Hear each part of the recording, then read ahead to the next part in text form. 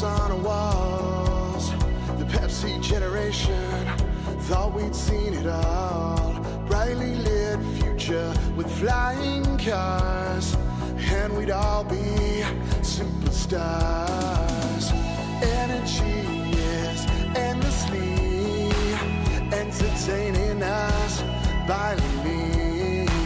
Commercials play on TV, and nothing was ever free.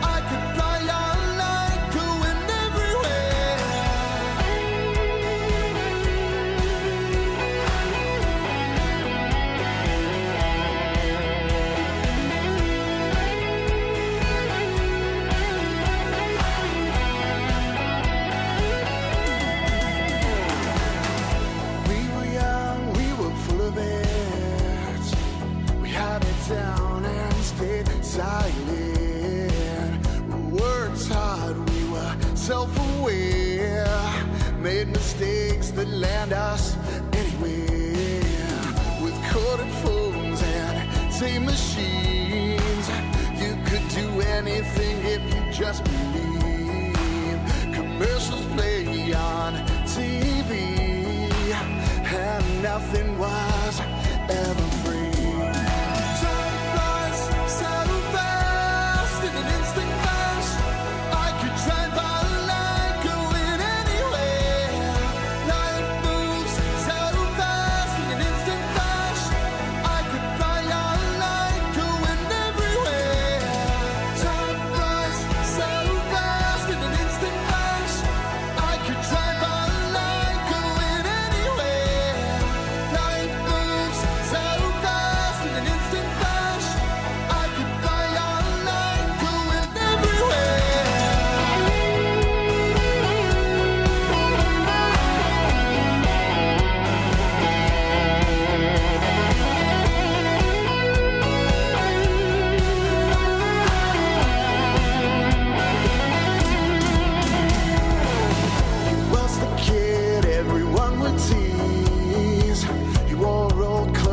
Fake Nikes.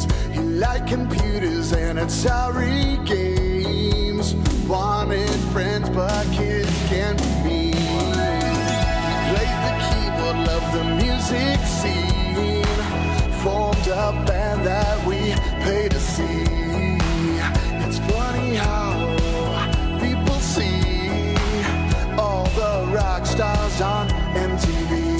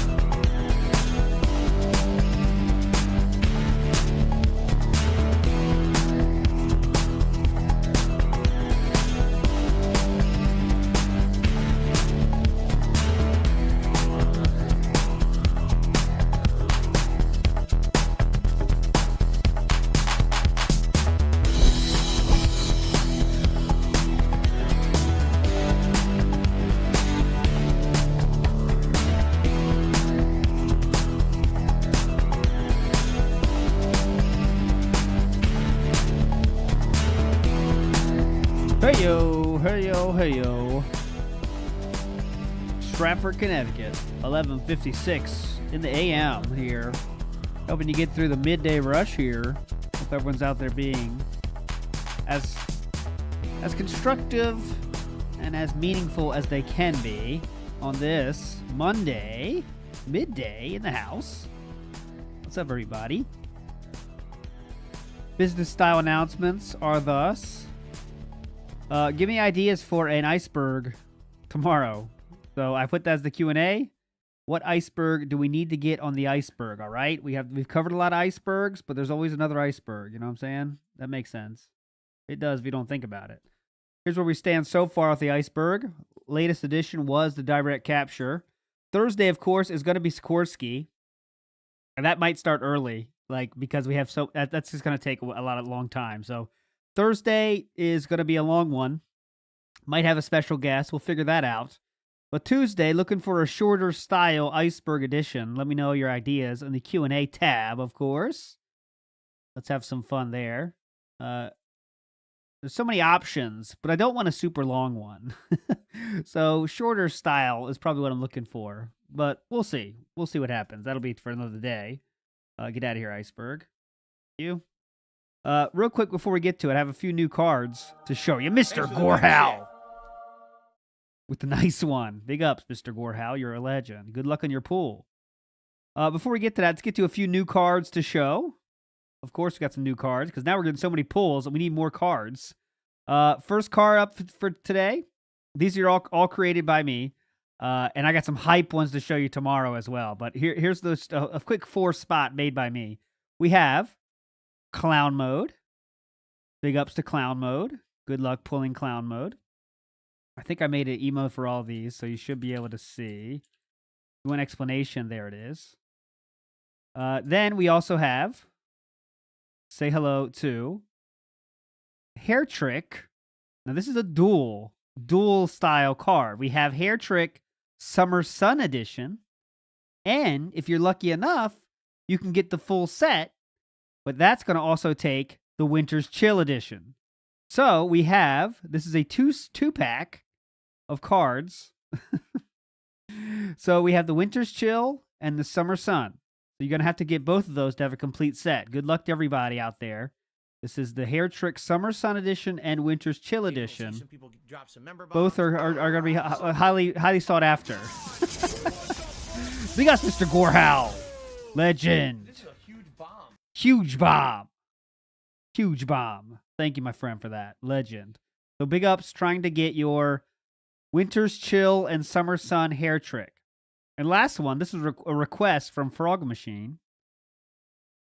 Oh yeah, the size is 600 by 787. All right. And you can make it bigger, but it has to just fit. Oh, sorry, I'm blocking the cards. Excuse me. 5 Gout Crystal, Penis Ruler for Mr. Gorehow. Perfect. And last card of the day I'm going to show is this one, and it's called DSP's Toolbox. As this is what he showed during his Chop Shop episode. And he showed this as the tools he has. So all the essentials are there. Say hello to DSP's Toolbox. 2 cans of paint, a hammer, some goggles, and a mask. And hey, pretty much got it covered. What else do you need? Am I right? All right, so those are the new cards already ready for pulling. Enjoy yourselves. Take it easy, okay? Take it easy. Don't pull too hard on yourself, you know what I'm saying? But all right, let's go. This is I don't know if you heard already. Probably some of you already have, but I haven't yet. So let's just do a show about it. It is an internet podcast appearance of DSP's from 2015. And oddly enough, he didn't talk about this almost at all. That's what I noticed, is that there's no mention. He did the interview, right? He did this interview for this person, but he didn't mention it at all. Not on his own website. I'm going to check Twitter again just in case to see if I could search for it. But he didn't really promote it at all. He did the podcast, but nothing else after that. So we're going to see why that might be, of course. So let's just search and make sure. See, if I search interview, you get 10,000 results from the recent one. But I'm looking for older ones from 2015. So The Curious IP. Oh, okay. Hold on. Oh, mama. Oh, mama. Look at this. I'm an idiot. Okay, so look. The Curious Internet. Let me just make sure you can see that better. So I'll show you. Well, look at me being an idiot, assuming that I checked something already when I absolutely did not. So I'll make sure you can see this better.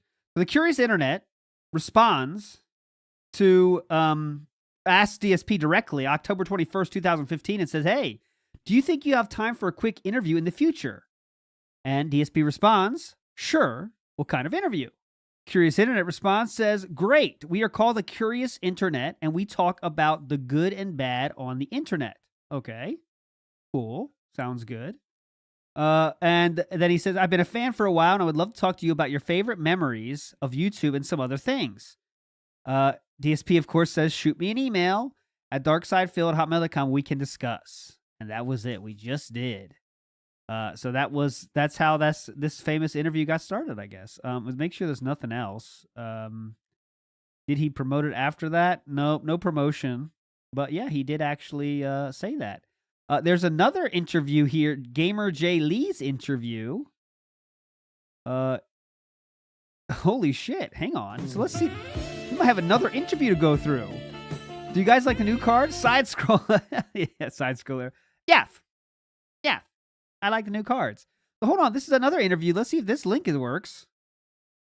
Unfortunately, it doesn't, but I'll be searching for that, my friends. Don't worry. Gamer J. Lee interview is also here. I want to save this. Kills time while I work on Game of the Year. We'll see. I'll send the army out. Find if they have it. I'll ask my normal legendary lore keepers. 50 people here on the stream tonight, and we got about 20 likes. It'd be great if we could do better than that. It'd be great if we could do better. I aim for 100 likes on every stream. That's if you what we could aim do me the for. favor. Thanks so much. Okay, putting this away now. We saw the lore. It was on Twitter, and there's also possibly another interview we need to be hearing, but that's for another day. That is not this day.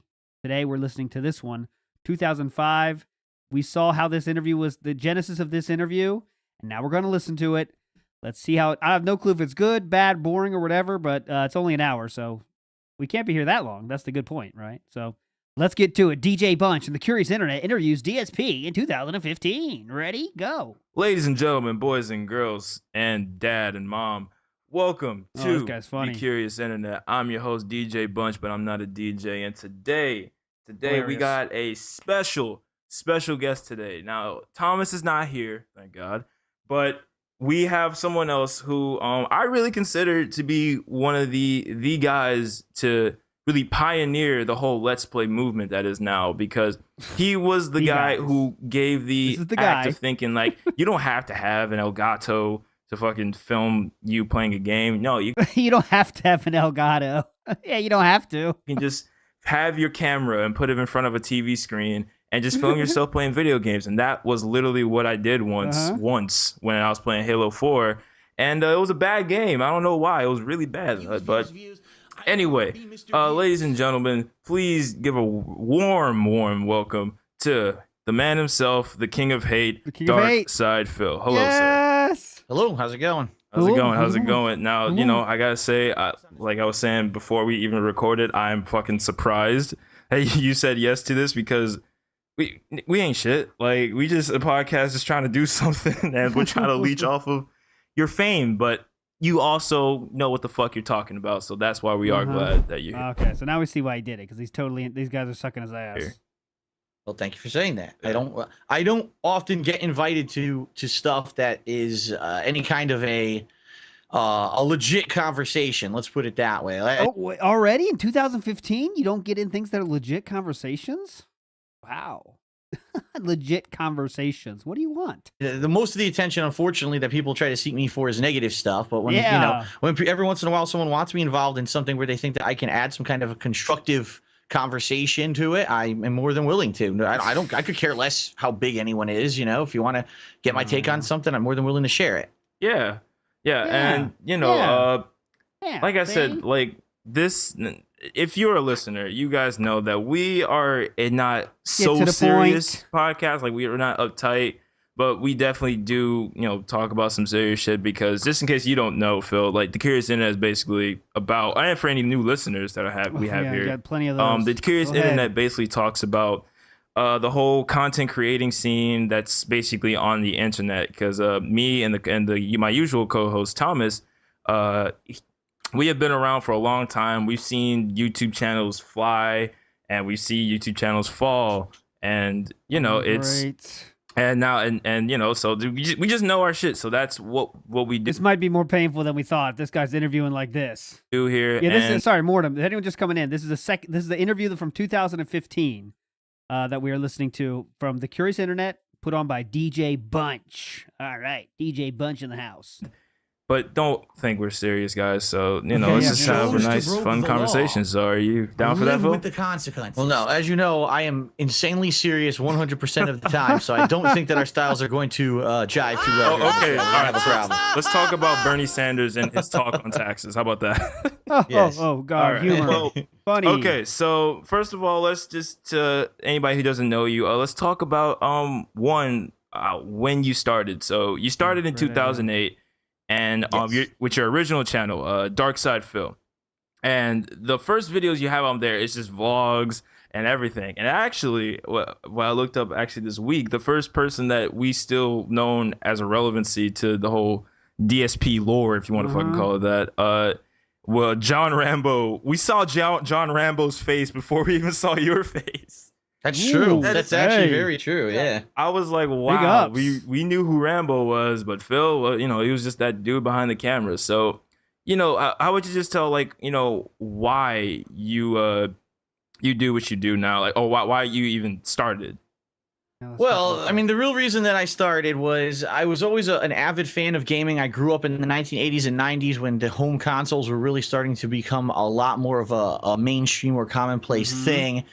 And then in the late 90s, I became a competitive Street Fighter player. And gaming was always part of my life growing up, part of my cultural experience growing up. But for a lot of my life, it kind of went on the back burner. In particular, I'd say during the 2000s, when it was that time of my life when I was looking for a serious job and I was looking for a place to live outside of my parents' house, or I was spending most of my free time playing competitive Street Fighter in arcades and traveling the country to play competitive Street Fighter rather than just being at home and playing video games. He always says it's traveling the country like he was doing it every weekend.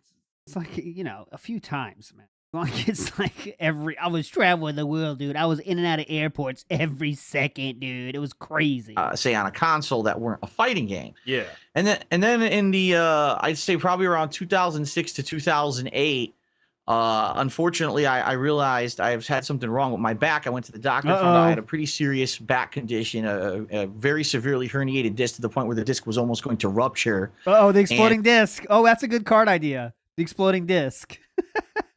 the ticking time bomb disc. Basically, the doc said, listen, many different options for you. You can either get surgery, that's pretty risky.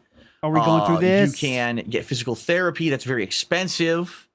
And you can try to make lifestyle changes. So for me, it was more of a transition of, okay, I was the guy who used to go travel to play Street Fighter all the time. Now I'm going to sit on my ass and play video games. Would be the one who would drive in the car for, 7 hours to go across the country. Yeah. And I'm not going to be able to do that anymore. And so knowing that, I said, what can I do to change my life but still kind of have fun? What could be a hobby that I could do that I don't have to do a lot of physical activity? And I realized I could get back into console gaming, which is something I haven't done in a long time. What an amazing thought you had. I can play games.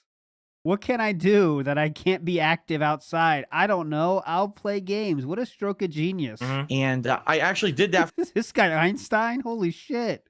Maybe I can play video games. Whoa. That was his $1 million idea. From about 2007 to 2008, I still had this office job that at that point I'd only worked for a couple of years.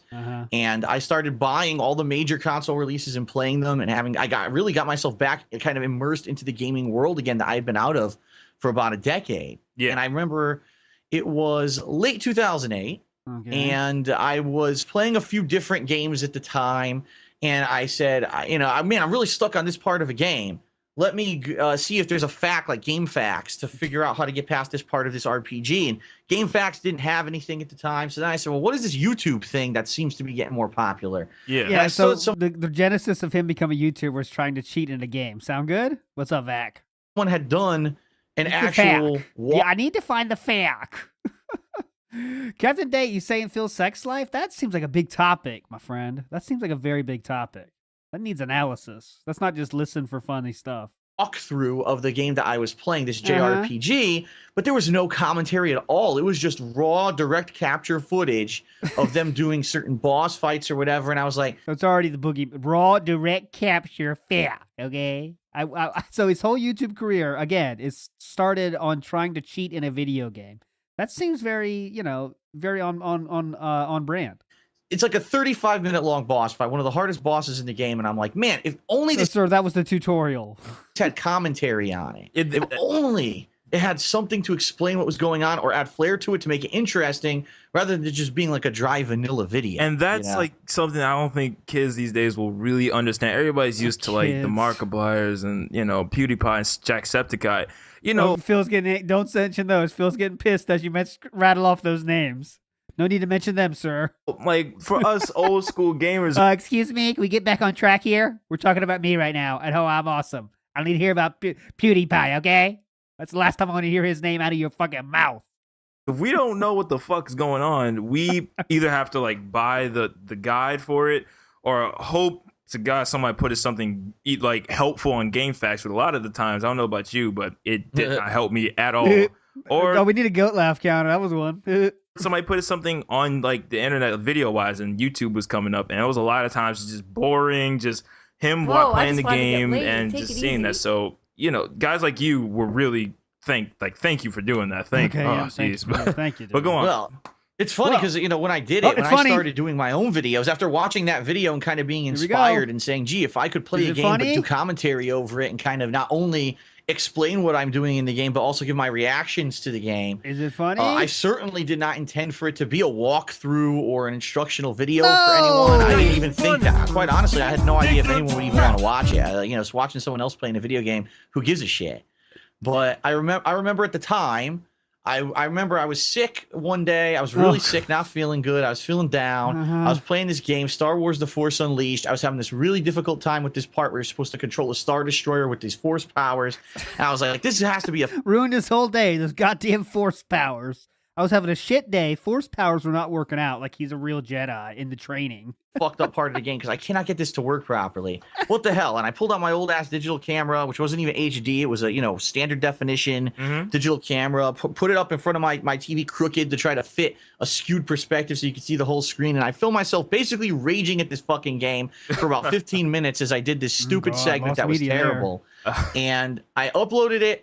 And not expecting anything, and the thing actually ended up getting a few hundred, if not up to a few thousand views initially. And the first video, that's one we got to find. The first upload ever. I think what people were thinking was, wow, this is like... Okay, here, let's hear what all those hundreds of people were thinking before Phil even, knew what people wanted. Let's see what he has. Oh, it's there? Snood, link me. Come on. Views initially. And I think what people were thinking was, wow, this is like... basically, this guy is kind of like a combination... Okay, let's hear what all these people think again. Let's hear what all these people think. Thinking was, wow, this is like... basically, this guy is kind of like a combination of the angry video game nerd, but he's not playing old games. He's doing new stuff, and he's doing reactions to, live gameplay, so it's a lot different formula. It's more like improv. That's what everyone thought. Okay. Of commentary rather than scripted, which is what the angry video game nerd was very popular for at the time. And so I said, you know what? People seem to like it. Let me try. So I did a few different games. I did Mercenaries 2. I did Dead Space, like you had mentioned. Scary as Hell is what I called the first video, where it wasn't really... These weren't walkthroughs. What else did you call? What did you call people in that game? Playthroughs. This was just like selected video clips, moments during the game that I felt were interesting moments that people would like to see my commentary on. You were doing viral gaming videos before it was called viral gaming videos, basically. Oh, yeah. Come on, dude. You were being a fucking badass before anyone knew what a badass was. I mean, that's badass. I guess that's actually a good description of it, right? Oh, God, yo, you know what? You're right. That is correct. Basically. And, you know, it kind of blew up within a 3-month period of me doing this from, say, October to December of 2008. By the end of the year, I was getting 10, 20,000 views per video. And I was like, this is pretty wild that... This is wild. Finally, I found people that don't hate me. Finally, I found a group of people that don't know who I am enough to enjoy what I'm doing. I mean, let's not call a spade a spade. That's what he was thinking. All right, I have received a link to the first ever DSP video. It's 3 minutes and 59 seconds long. Of course, it's fucking square orientation. So that's enough. But let's watch the first ever DSP video, courtesy of Snood from the Detractor Beam. Here we go. It says Star Wars The Force Unleashed gameplay. Fuck this game. This is the first ever video of his.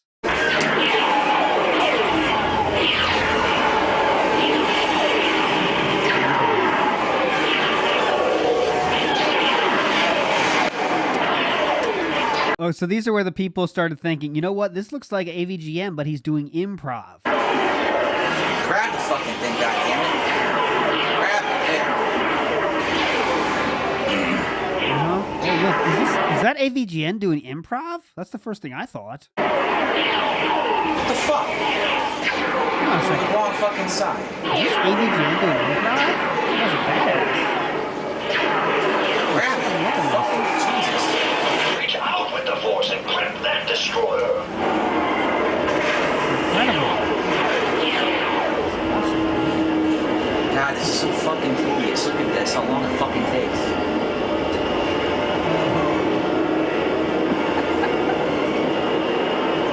Hang on a minute. Is this AVGN with improv? It sounds like it.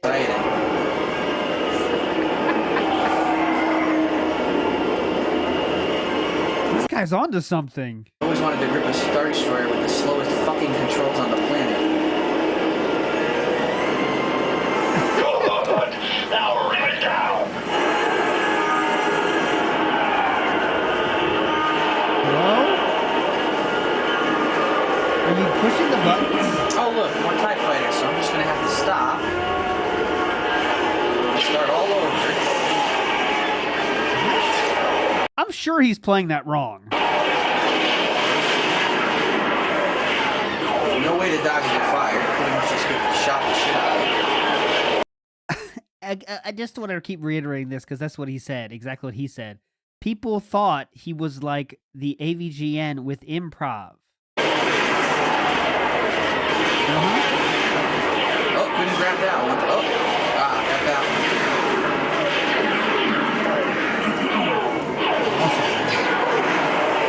Alright. Again. Wow, this is exciting. I get to do this thumb motions again. Like, how hard is this? Oh boy, here it comes. Wow. Can you do it? Like, he's obviously not doing what he's supposed to do, right? Notice it's barely fucking moving. All this effort. Oh look, more TIE fighters are coming. Looks like I'm gonna have to fucking stop again. I kind of want to check out the real game and see how long it's supposed to take. But I'll probably never find this. Oh, at least I got all this fucking high definition ear detail. Who could he fucking do? Ooh, good one. High definition ear detail. Oh, gotta stop again because here they come.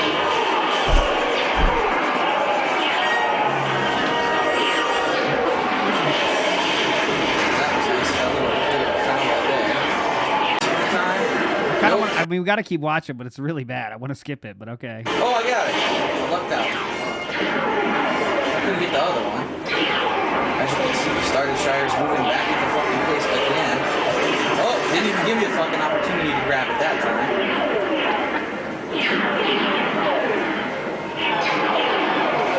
Yeah, finally. Alright. Oh boy, I get to do this again? Come on. I'm fucking thrilled.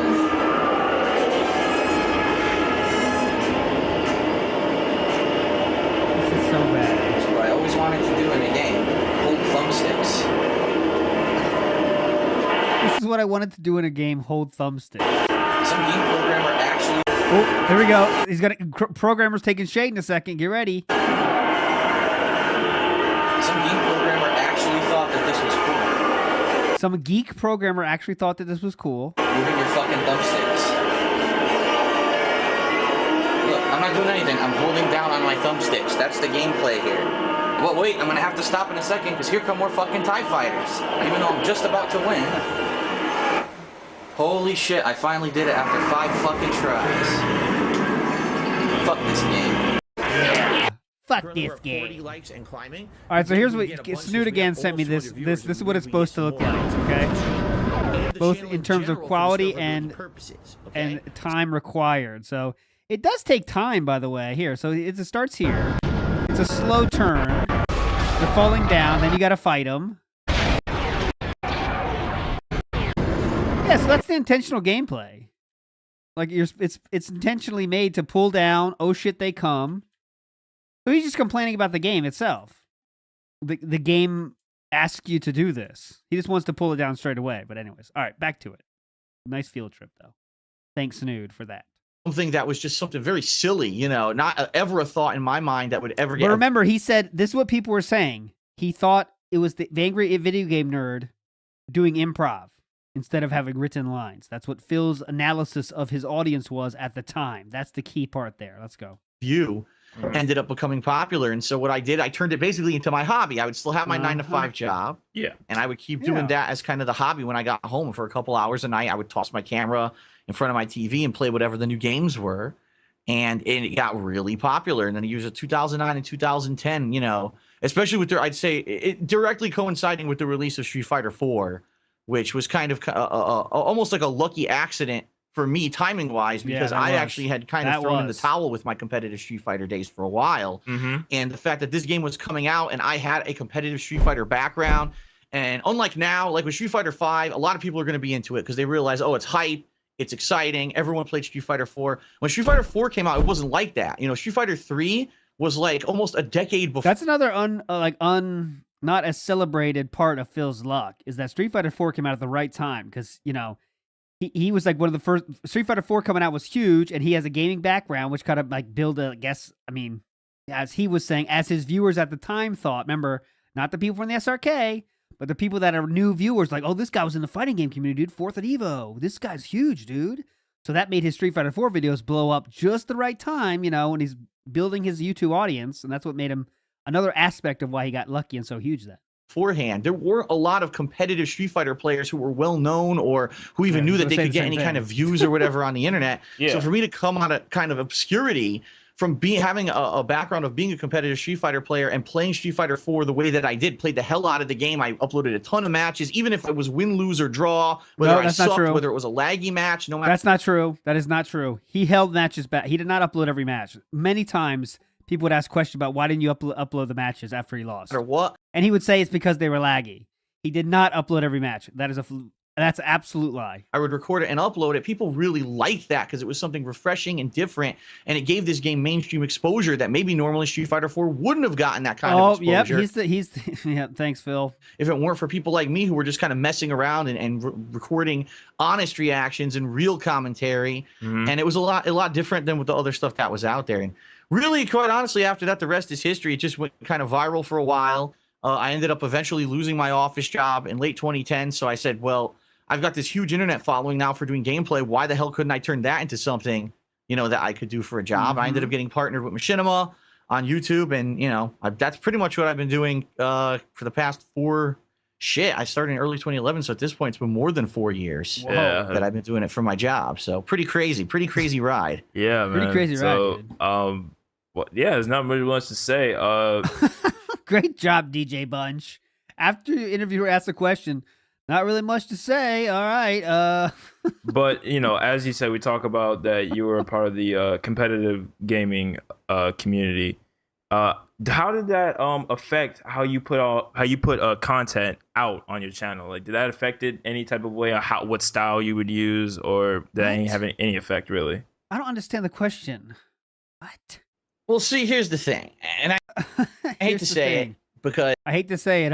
Is a lot of people will give me shit, but a lot of the competitive Street Fighter community, they're so into being like, either it's two things. Either they're into it for being like instructional, like this is an instructional video and here's how you do this. Okay, so they're like learning things while they watch. Okay, that seems fine. I'll be honest, is it entertaining? No. Is it informative? Absolutely. If you're trying to get good at the game, it's great to watch a walkthrough from one of these guys or to watch for a perfect example. A lot of people say they love watching Justin Wong play games. Oh, Sir Wong. What are you going to say about Sir Wong? Is it positive or negative? Games on stream and play games on YouTube because they learn so much when they watch him play. Yeah. But yeah, well, definitely. You learn a lot from watching him play. He's one of the best. No one's going to argue that watching Justin Wong is the most entertaining thing ever. You know what I mean? Sir Wong is not as entertaining as Phil Burnell. Sound good? He's kind of a textbook player. He's not there to sit there and talk shit constantly. He cares about winning. He's not, you know what I mean? He's kind of the quintessential I am the archetype for a tournament level player, and he tried. I am the archetype. That was his channel description back then. Justin Wong's channel description on YouTube was I am the archetypical tournament player. That was his channel description. Sound good? Nice to stay professional most of the time. And by the way, just to say, anybody who doesn't know, Freddie Wong, he's one of like the best, if not to me, in my opinion, the best. Like, stop derailing, interviewer. Stop derailing. We don't need to hear this shit. All right, I don't need to hear this. Competitive, like not of like. You say Freddie Wong, by the way? I think you said Freddie Wong. Just to say, anybody who doesn't know, Freddie Wong, he's one of like the best, if not to me, in my opinion, the best. Like competitive, like not just Street Fighting, but like any fighting game.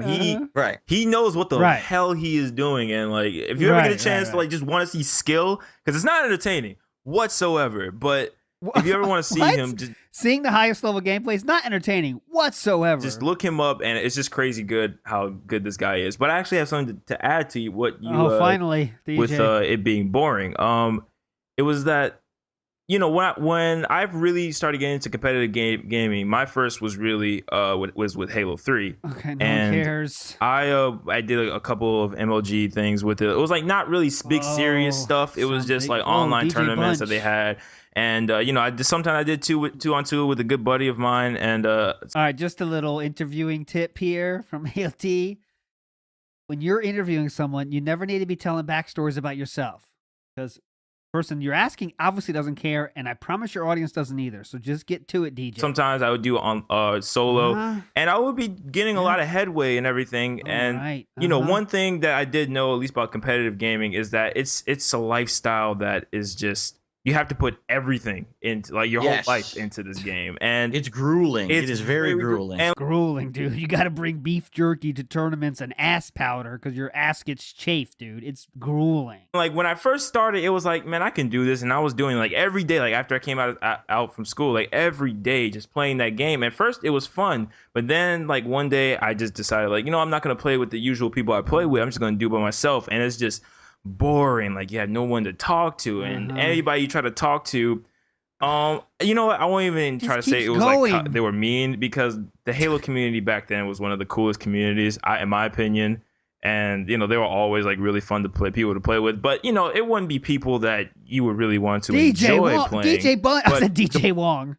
Freddie Wong, DJ Bunch, please shut up. One community, get to the point. I sometimes think that, you know, you would have really enjoyed yourself more, is that, man, you should have gotten to the Dead or Alive community, dude. Yeah. Because, Heat says you're gay if you like Dead or Alive. Oh, no, that's Guilty Gear. Like, I don't know what Phil thought about Dead or Alive. It is just like this, the guys who came out of that community, like Master. I really only got two, really. Master, and of course, the big YouTube Hogan. vlogger, Swoozy. 1 silver star Hogan for Jan Eric. You know, those guys come out of it. You know, those guys are like superstars, because what Dead or Alive did for them, because like I think people who play Dead or Alive understood that like the gaming thing's not gonna last forever. So what else can we do in order? At least we could look at hot girls fighting to really pipe up the brand, the Master brand, the Swoozy brand, and of course with Master something. Swoozy, you know, started off at gaming, going to so many different. Canadian Cooper, while in Derek Vision. It's a good combo, Conroy. Enjoy it. Locations just to play Dead or Alive. And while he's doing that, he's creating his brand at being a very charismatic guy, being very nice and being funny and knowing stories. And that's really how he's built his career. And I feel Dead or Alive really knew what the heck they were doing when they were trying to do a community. While, in my opinion, with Street Fighter, now please tell me to shut up if I need to, but yes, Street Fighter, it seemed like, nah, you're only going to play Street Fighter. You got to be the best at Street Fighter. If you don't do this, you don't use this character the right way, you suck, you're stupid, and we're done with you. Like, no, it's like, hilarious. I feel like competitive gaming, like, really wanted, at least Street Fighter did, they wanted to put the huge emphasis on competitive, you know? And I feel like I can see why, you know, you got burned out from it, seemingly like, right? Right, and that's the thing. The other thing I was going to say, the other group. How do you know Phil got burnt out from it? What? That's how you got burnt out from it? Okay. It seemingly like, right? Thank you, Morgan. Right, and that's the thing. The other thing I was going to say, the other group of people who make vlogs aren't the super serious people. They're the people who like to maybe talk shit. They like to kind of be a personality. But the thing that's kind of the common thread in both people who kind of got popular for making Street Fighter videos, at least, is that they're all at that. They all want to be the best. They all want to be at the top level. They all want to talk shit and say they're the best no matter what. I want to be the very best. And you very rarely see someone who comes out and gets popular for doing it just because they're either entertaining or they're playing it for the love of the game or the fun of the game rather than because I want to be the top tournament guy. You know what I mean? And to be the top tournament guy is tough. It's a grueling lifestyle. It takes you mean what Justin Wong does? A ton of practice. It takes a ton of exposure. You have to travel because online play is you can only get so far. You actually have to play people from all over the world in person to learn these strategies, to figure out how to get around them, to adapt to them. And a lot of people can't hang with that, you know, either with the expense of it because it's a lot of money to travel all around, or just the fact that it's so much work. You know, a lot of people think that they can just sit at home and play online all day and then they're going to go to an in-person Evo and they're going to win. And that's not the case 99% of the time. Although there have been a few exceptions. What about the credit cards? What about, when do they come in? I have 14 of them. Can I use them? Of online warriors who no one's ever heard of. They went to Evo and they did really well. Yeah. It's few and far between. But for me, when I was doing my fighting game videos, my approach, as opposed to everyone else who was kind of from the fighting game community, was I'm here to play the game. I'm going to have fun. Yes, I'm going to talk shit. Absolutely. And yes, I'm going to kind of have a little bit of an elitist stick up my ass because I've been playing competitive fighting games since 1991. But at the same time, ultimately... So just explaining why he has a elitist stick up his ass? Okay. I guess that's one way to play it. Here's why I was a total asshole. I have a history in the game. Therefore, I have a stick up my ass, okay? Elitist stick up my ass. Sound good? I'm here to have fun, which is why no matter what the match was, if it was a horrendous match with talking shit elitist asshole lag and I lost terribly, if it was a match where I blew it and I just got dominated, or on the flip side, if it was a match that was a close one or a good one, or I dominated the opponent, everything got uploaded and people kind of knew me as, wow, this is the guy if you really want to see a game at face value. Again, putting words in the audience's mouth. This is a guy who is both the AVGN of improv, but he also shows all his gameplay. Let's see what else he's going to say here about what the audience thinks. Hello, audience. Oh, shit. From gamers' perspective, if they were to play this, the good with the bad, so you can actually kind of see from the common gamer's perspective, if they were to play this game. A common gamer with a stick up his ass for being elitist stick up his ass? Okay, cool. Common gamer, elitist stick up your ass. Keep up. What would it be like? And that's what I kind of got known for. Not that I was a good tournament level player, right? I'm not Justin Wong. I'm certainly not one of these guys who was trying to get internet famous and talk shit so that I could be known as a top Street Fighter player. But people knew me as, wow, every time I watch Phil play Street Fighter, I'm going to have a good time, whether it's because he's talking shit or because he loses miserably and we laugh at his fails. We also, you know, kind of revel in his successes when he does win. We revel in his successes?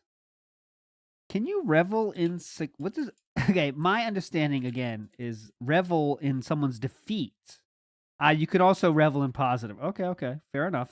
I thought revel usually is with negative things, but okay. It can be with positive too. Learning things new every day. That was kind of my catch, and that's what got me my popularity. During those formative years when YouTube gaming was becoming a big thing. And one thing that I think that got your popularity is, well, you already just said it, like with your entertaining commentary and just off the cuff stuff. A lot entertaining commentary off the cuff stuff, really awesome. People don't understand also is that your style, correct me if I'm wrong, it really comes from that arcade style of gaming where like a whole bunch of dudes at the arcade and we're at this one Street Fighter cabinet. Hanging and banging, you know, as you do. Or maybe Dead or Alive cabinet, you know, all that type of stuff. And it's like a really grueling All right, I'll check it, Captain. Like, scene. Like a lot of people just talking shit, cursing, a lot of stuff happening. And you grew up during that age, right? Oh, yeah. That's I mean, I've seen it all, man. I mean, you know, you could talk, if it's a group of friends joking around, it's one thing, but I've seen it all, dude. I've beaten a few people's asses. You ever heard a guy named Jaha? He almost kicked his ass. He got out of that one, though. I don't know why. Should have beat his ass right when I had the chance. We had guys. Keep in mind, I was a teenager at the time for most of my, you know, those early formative years of Street Fighter. Oh God, I hope he said through my teenage years. I was praying he said teenage years. You know, I was a teenager for most of my teenage years. I really thought he was going to say that, and I would have lost it, but he did. And you got guys coming here mid-20s, some of them early 30s. Yeah, they're coming into the arcade after a day of work. They're pissed off about work, and this is their release. So they would be like, this is serious to them. They're going to talk shit. They don't care if you're 12 years old. They will be like, you fucking suck. You fucking cheesed me. You know, I had this. Man, this sounds hardcore. You had to. Tough streets of Connecticut right here. People go home in the arcade and start yelling at you and say, you cheated me? Guy, now he was funny. His name was Joe, and he was probably his early 30s. Joe. And I was hang on your hats, Joe. Probably, 13, 14 years old. And he loved to play with Zangief. And I would play him, and sometimes he would win, sometimes I would win. If I beat him bad, he would pick me up. He would what else would Joe do? Physically turn me over to do a tombstone pile driver. And he would say, if you beat me like that again, I'm going to tombstone you on the floor of the arcade. Okay. Yep. Top 3 things that ever happened in any timeline ever. And that's how it was back then. It was like everyone would talk. Then he made me make out with him for like an hour and touch him in weird places. I don't know what I was doing, but this guy was weird, man. It was tough back there, dude. It was very tough. Talk shit. Everyone would get physical. Everyone would dick around with each other. It was kind of everyone would get physical. Everyone would dick around with each other. Yeah, I'm hearing about this dicking right now. You know where your face goes in a tombstone pile driver, right? I mean, you know where the receiver's face goes, right? Like a boys club, a good old boys club. Oh, you know it's a boys club. Let me tell you. You go to a bar, you're joking around with guys, they're playing pool, they get pissed off at each other. You know what I mean? It's kind of the same. Next thing you know, you got a queue up your ass, but you're not complaining because just guys being guys. Atmosphere, and that's what I dealt with. It was almost like Smash Mouth. Somebody once told me the tombstone's gonna blow me. He holds me up with a tombstone. I said, yeah, I can suck that because I just beat you at Street Fighter, and then you can call me Zangief. Well, he gave me some tights, and then he got me drunk. He gave me... He took me to his house, and then he started banging. But these were the tough streets of Connecticut. That was what it went with the hardcore gamers. I was 12 years old. I'm done. Gaming, in a way, it's a lot different than what you get today, where you get either you're playing online. Of course, there's zero real social interaction there, unless someone's just like swearing at you through a microphone. Or a lot, now you have these gaming get-togethers, right? And it's like everyone's very formal, everything's very relaxed, and you have these gaming get-togethers, right? And it's like everyone's very formal, everything's very relaxed, and you. What is this weird exhalations of air? Now you have these gaming get-togethers, right? And it's like everyone's very formal, everything's very relaxed, and you. Are things very formal and very relaxed at gaming get-togethers? Yeah. You sit down with your joystick and you play your game. Well, you sit down with your joystick. Well, good game, and that's it. That wasn't. Oh my god, good game. No one just said good game back then. Yeah, right. You motherfucker, you fucking beat me. Ass over here. Exactly. Hey, 12-year-old, get over here. Dude, and like with me, I kind of already I just grew up DJ. with that culture. Like even though I sadly I got DJ, the tail end of so like the arcade Shut the scene, fuck up. But I just grew up like with the shit talking vibe. Like shit talking vibe, DJ Bunch. Growing up because like originally I'm from Miami, Florida. And I'm from the hood part of it, Liberty City, Miami. And Liberty City, dude. Big ups. He's from Liberty City. Dude, that's what the station was based off, Liberty City, dude. One thing that Miami is just well known for, like if you ever seen the documentary The U, which talks about I love that documentary, dude. It's one of the most famous things of all time. Perfect to bring up during an interview. The Miami Hurricanes football team during the 80s. We were documentary about the Miami Hurricanes in the 80s. Oh yeah, everyone's seen that. That's in the top 10 list of every video ever. Everyone's seen that. Oh, you haven't seen that yet? What the fuck is wrong with you? It's very. It goes Sound of Music, Jurassic Park, and Miami Hurricanes documentary. Haven't you seen that? Just raunchy and shit talking a whole bunch of guys. And like me growing up, I played football, I played baseball, basketball, but you know, football was like our main niche. And like, you know, it'd be the same thing. Like we talk shit on the field and we talk shit off the field and everything. And that's the same thing that would happen with gaming. We would all come together and put on the N64, even put on some Brawl, or even mostly when it got real serious, either some Mario Kart or GoldenEye for N64. Oh shit! When it got serious, you got the Mario Kart going. When you break out the bananas, you know it's banana time. You know what I'm saying? And gosh, there's another fighting game I can't remember. Oh dang! But we would just talk shit fighters. Like if you beat me, like fuck that was cheating. You fucking got my controller, you put it out. Like no, dude. Like it's just that. Oh man, I really think. It sucks that kids will never know that, man. Oh yeah, kids never do that today. Never. Like, No, and the thing is, you hear people like us talking about it, and some people. Yeah, you the thing. What's this guy acting? It's normal gaming talk. You didn't. Yeah, man, like.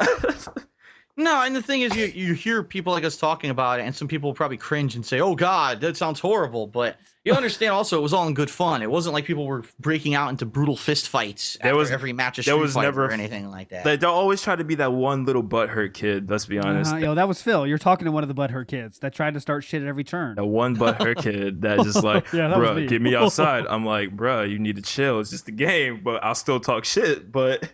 No, but like just like it's all in great fun, you know. Like it was all good mannered, and you know sometimes I do miss those days. I do miss those tombstones, absolutely. You know, yeah, man. All right, there's so many things I could ask you though, because me and you just know what the fuck is going on. Oh God, it's this guy trying to get Phil in a tombstone too. It's just me and you, dude. We know it. We understand each other, dude. Ask you though, because.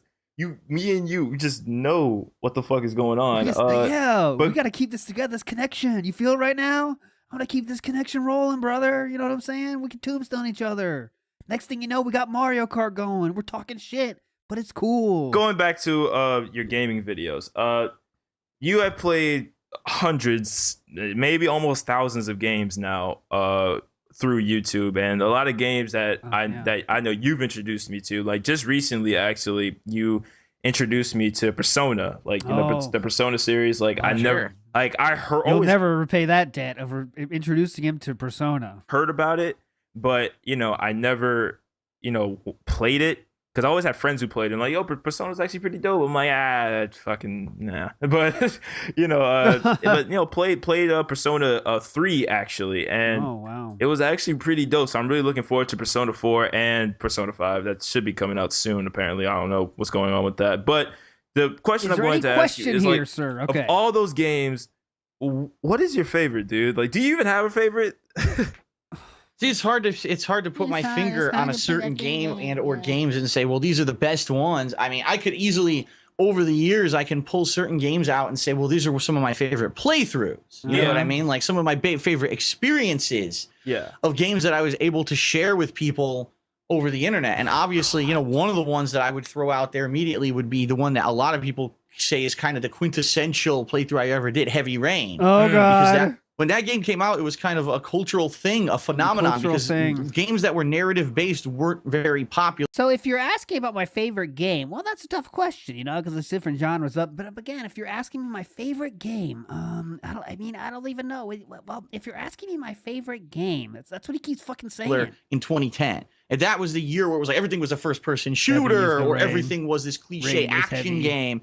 And for a game like that to come out that's a murder mystery, that has an interesting cast of characters who your choices can actually have them live or die, and the fact that it really added by having someone do commentary over it and give kind of jokes or their insights into what's going on, that's one of my games that I think ultimately was one of my favorite playthroughs. Oh, God. Some other games over the years, Batman Arkham City. It's one of my favorite playthroughs.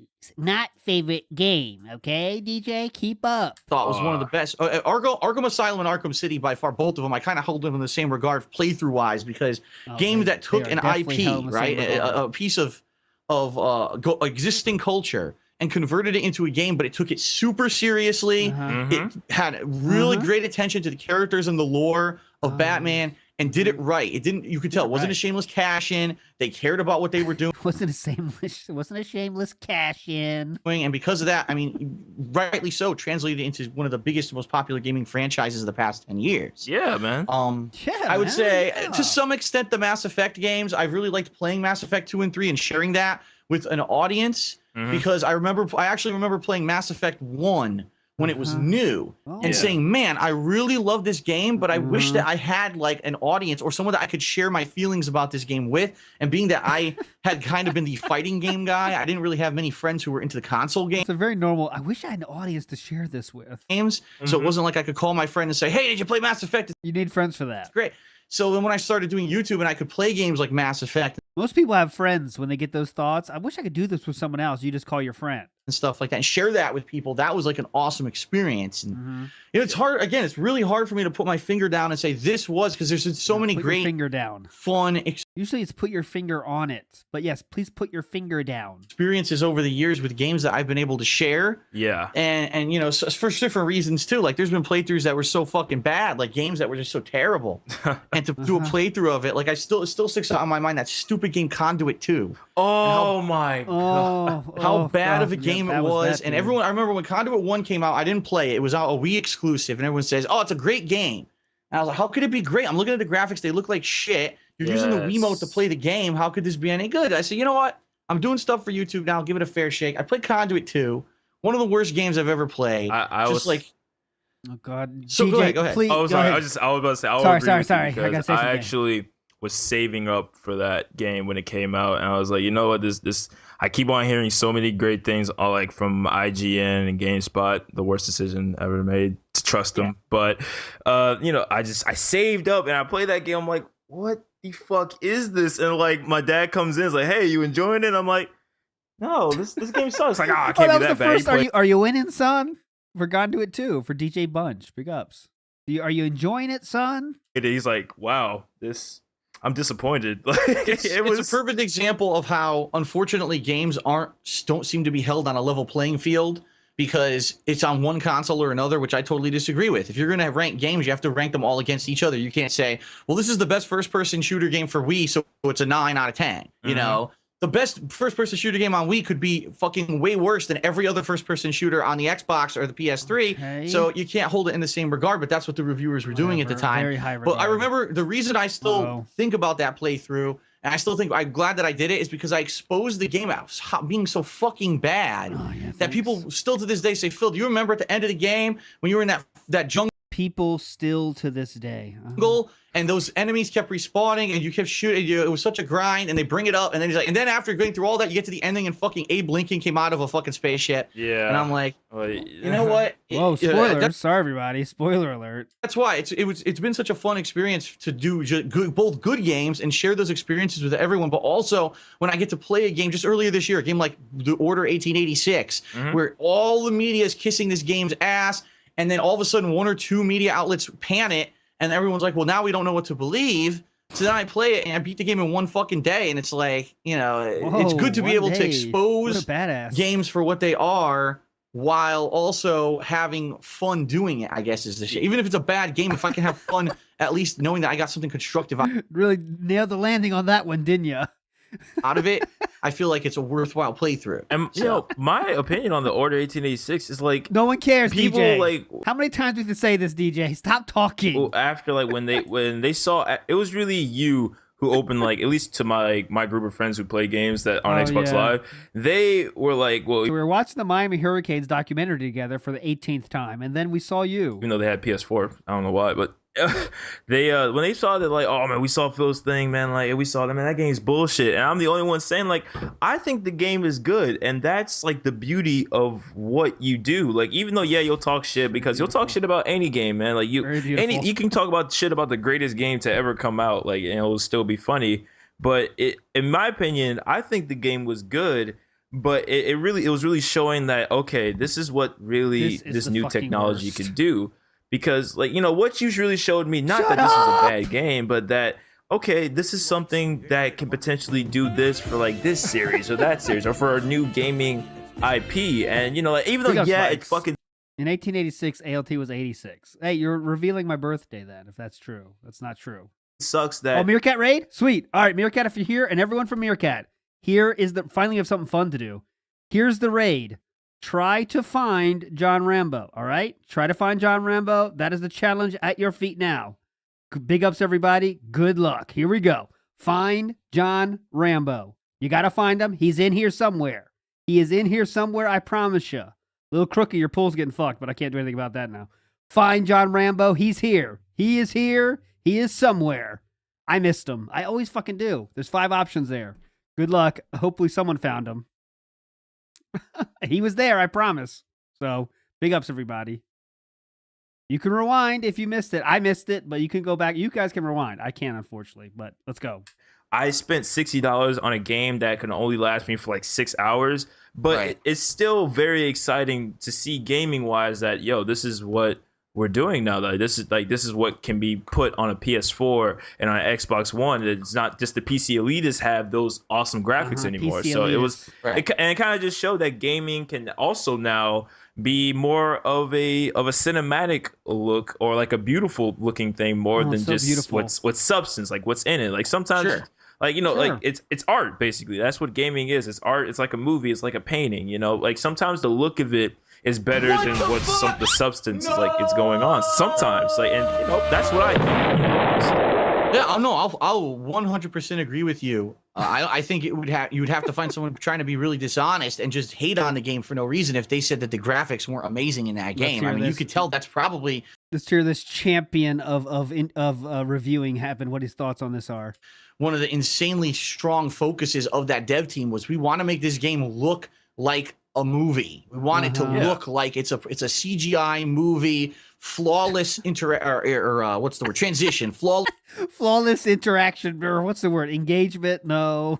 Production? No. Transition between rooms and scenes without loading judders and having these loading judders. Insanely detailed. Doesn't he mean? Judders. I thought it was sputters, but okay, judders is fine. Character models, and everywhere you went in that game, you saw crazy amounts of detail on the walls or whatever. Yeah. And that's okay. And you know what? I'm perfectly okay with people who want to say that they like something that I don't like. I'm okay with that. Yeah. But what I hate is when someone says, "Well, I like that, but I'm going to say that it's a 10 out of 10." Ignoring any of the flaws of the game just because for whatever reason, like imagine that, because there were people who were like, The Order 1886 is the best graphics I've ever seen. It's a 10 out of 10, my game of the year. And it's like, what? Judderbug. Judderbug. 10 out of 10. Foil the Stein. Big ups, Captain. Day after day. 3 silver star foil. They're talking about, Jay Woo, so it's tough to keep up. We're learning together. They're talking about all sorts of games, but none of them are fun. Yeah. We heard the biggest lore from anyone just turned in that we heard today was that Phil got tombstoned. Oh, new card, Hair Trick, Summer Sun Edition, Snorting Cat. Anyways, the biggest lore we heard today was Phil got put in the tombstone pile driver position when he was 12 and 13 by a dude in his mid-30s at the arcades in Connecticut. Of course, this is Phil's story. He's never told it anywhere else, but so take it for a huge grain of salt. But that's what he said. Like, it's 6 hours long. It's not, to sell that for $60 is a fucking sin to a gamer in 2015. So that's where I get irked. But no, I'm totally on the same page with you that, that game, I love it. If they could translate the graphics of the Order 1886 and put it into a 15 to 20 hour long, really like in-depth campaign with side content, with side questing and fleshed out characters, that could have been one of the best games ever made. Yeah. But the reasons that I really hated on the game was because it was a complete false advertising campaign. That the entire advertising campaign of the game claimed that it was going to be a group of monster hunters fighting monsters. And when you could count on I think I did a count. I did a video countdown. I counted how many monsters that were hunted. There's like 9 monsters in the game total. Wow. Okay. Out of 6 hours, it's like 10 minutes of gameplay. So you really want you're that hung up on how many the monster count? Oh, that's what really irked me, that you're going to sell a game like that as a full retail release, $60, and it's only 6 hours long with 9 monsters in it. That's bullshit. Yeah. It's only 9 monsters, dude. I expect a higher density of monsters. They could have went around it so well. Like, if they would have sold it for like maybe like 30 or like, or DJ offering the genius level response. They could have had like 30 monsters. Yeah, you know what? Good point, DJ. We're the same wavelength. By the way, you want to get a tombstone real quick? Or 25. No. You hold me up. I'm the receiver of the tombstone. I love that shit. Or something like that, then nobody, if they would have sold it for like maybe like 30 or like, you know, or 25 or something like that, then nobody, I believe, nobody would have said shit about DJ needs to be CEO of video game companies. Stat. Get on it. it, you know, but he sees a problem, he hears about a problem, and he finds a solution. And that is adding more dinosaurs. Yeah, $60 game, and that just shows, like, you know, gaming industry starting to be money hungry. Oh, but God. anyway, DJ, of that, please move on, DJ. I'm getting tired of you, DJ. Shit. It's to really talk about. That's the question of what's your favorite playthrough. Yeah, back to that question I asked an hour ago. If you will take my humble opinion, I gotta say that Skate 2, one of your oldest playthroughs ever. Skate 2 is my favorite because at the end of that one, like, not that it's only 1 hour. We're already halfway through. Really wasn't for like it was the best time. You had the best jokes and everything clicked. No, best jokes. Yeah, show me that playthrough, DJ. It was really, to me, a subpar playthrough until the goddamn end. I have never seen Thin Ice, DJ. Someone who like did YouTube at that time legit just said, you know what? Fuck this game. Like, this is not me. Like, I'm just done playing this. Like, that whole blow up you did about it was like, you know what? No, this, like, Skate 3 has its, Skate 2 has its fans, but this is just not me. Fuck this game. I'm done playing it. I'm not having fun. 7 out of 10. See y'all later. And like, I was like, dude, rage quit the game and gave it a 7 out of 10. Okay. Bro, like that's why I was like, this is the guy for me. And that's what I knew I was on the same wavelength as you. Of course, the big one to me, it has to be Fallout 3. You know, awesome. It has to be Fallout 3 because that's dude. Like when I feel like I really just became a fan. Because every day when you were playing that game, I was right there, like, waiting for the videos. And, like, it was back in the day when you used to flood people's sub box with just whole bunch of new videos, like 30 or 40 videos that just came out of nowhere. I was one of the people who was like, oh, new. So this is legitimate fan here. This is definitely DJ Bunch was legitimate fan. And you can kind of hear it, to be honest. You can kind of tell. DSP videos? What? Fallout 3? Yes, let's go. And, you can kind of tell by how he's speaking and his social cues and skills. You can tell. It came to a point where it was like when I actually bought Fallout 3 for myself, I did a playthrough alongside with you. Oh, Snoot is asking for the refund. I was like, oh. And, and it came to a point, 40 videos just came out of nowhere. I was one of the people who was like, oh, new DSP videos? He did the stupid O. He does the stupid DSP O, right? Ready? So he does the O. I was like, oh. Now that's rare when you do it for yourself because you're basically saying that you are stupid. But this man, DJ Bunch, is revolutionary in both Miami Hurricanes lore knowledge and also giving himself the O. Videos just came out of nowhere. I was one of the people who was like, oh, new DSP videos? What? Fallout 3? Yes, let's go. And, and yes, I'm lubed up and ready to go. Let's go. It came to a point where it was like when I actually bought Fallout 3 for myself, I did a playthrough alongside with you. DJ doing Bunch, the same thing that everything that you should be asked questions during interviews. We don't need to hear your life story, brother. You did, and a lot of things that you did in the game. Actually, I didn't even do like my first 2 playthroughs that I did it when I decided to do with you. So that's when it was like really cool to do that. That's the sum up. It was really cool type of stuff, Yeah, that was probably the game because that was a game that, first of all, I actually did do a complete playthrough of the game. It wasn't like me just doing highlights. Thanks for the membership. Big ups, Crash Override 330 with the Hogan one too. Big ups. Good luck on your pool. Of my favorite parts of it or anything like that. Yeah. And it was a very popular game at the time.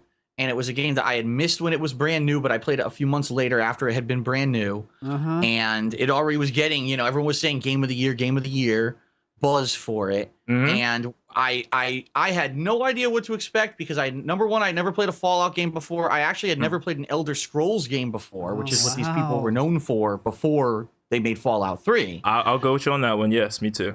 And I DJ. had Thanks, DJ. no idea what Just to shut up, expect. DJ. Keep in mind that this was the year Go that watch the Miami Hurricanes documentary again. Just I was jumping back into console gaming. So being that I had already done a few video series of me just kind of dicking around playing games and only doing little like highlights, I had no idea if there would be demand for me to do a huge long scale game like that from start to finish. And the fact that there were people who were there from part 1 to the final part with all the side content I did, with how long it took me, because it wasn't a game that I beat quick. That's for sure. Oh no, it was weeks. I remember it took me weeks to actually finish the playthrough when I was doing alongside with you. awesome. And even, there were Thanks, some DJ. nights, I remember there were some nights where it was like a Friday night. I came home from a really stressful day of work and I'm like, man, I just want to have a drink, but I want to play games too. So I'd Where are we going with this? sit there drinking, having, 2, 3, 4 freaking rum and cokes, and playing the game, getting sloppy faced drunk playing this game. Yeah, that's on video too. There is videos of that DSP drunk during Fallout. I think there's a nice video of it. Yeah. DrunkSydePhil plays Fallout 3. We're not gonna watch the whole thing, but I got to show you something, right? You won't believe me if I don't show some of it, right? Someone put a nice compilation of it. Check it out. Oh, not Stream Elements. Oh, get out of here. This one. There we go. DrunkSydePhil, let's go. Oh my god. Overlord? What the fuck is... Drunk as shit. Out of his mind right Super now. Mutant Overlord. Think about that. Okay. Fuck out of here. What? No, really. Let's get the fuck back to town. No, just Let's save as drunk many as we again, man. can. I have no health whatsoever. It was a tough day at Skorsky. Give him a break.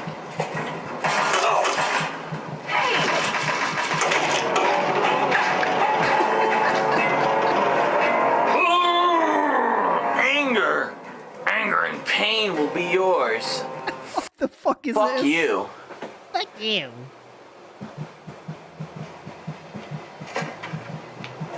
We'll watch one more.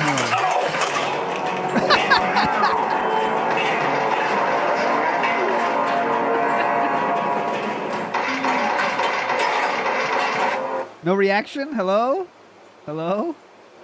Hello? He didn't say anything that time.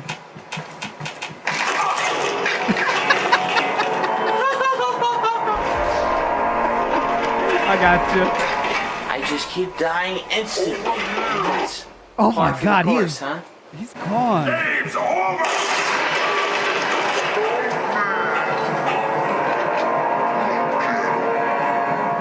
I still died. Wow, I took everything and I still died. Okay, we'll stop there. That's a different day. That's fun though.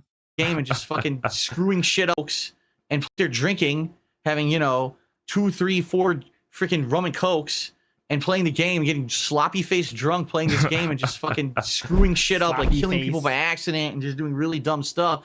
But that was kind of the start of the appeal too, was that I was the gamer. I didn't take it seriously, but when I played a game, like, it stuck. There were other people who'd be like, oh, I fucked up, I'm gonna go back and redo that. But I never did that, Yeah. I never did that. No time. Like, if it happened in the game, it stick. That's it. I got drunk. I fucked up. I killed everyone in the town. Well, oh well. They're dead. That's life. In life, you don't get any second chances. So why should you get it in the video game? What?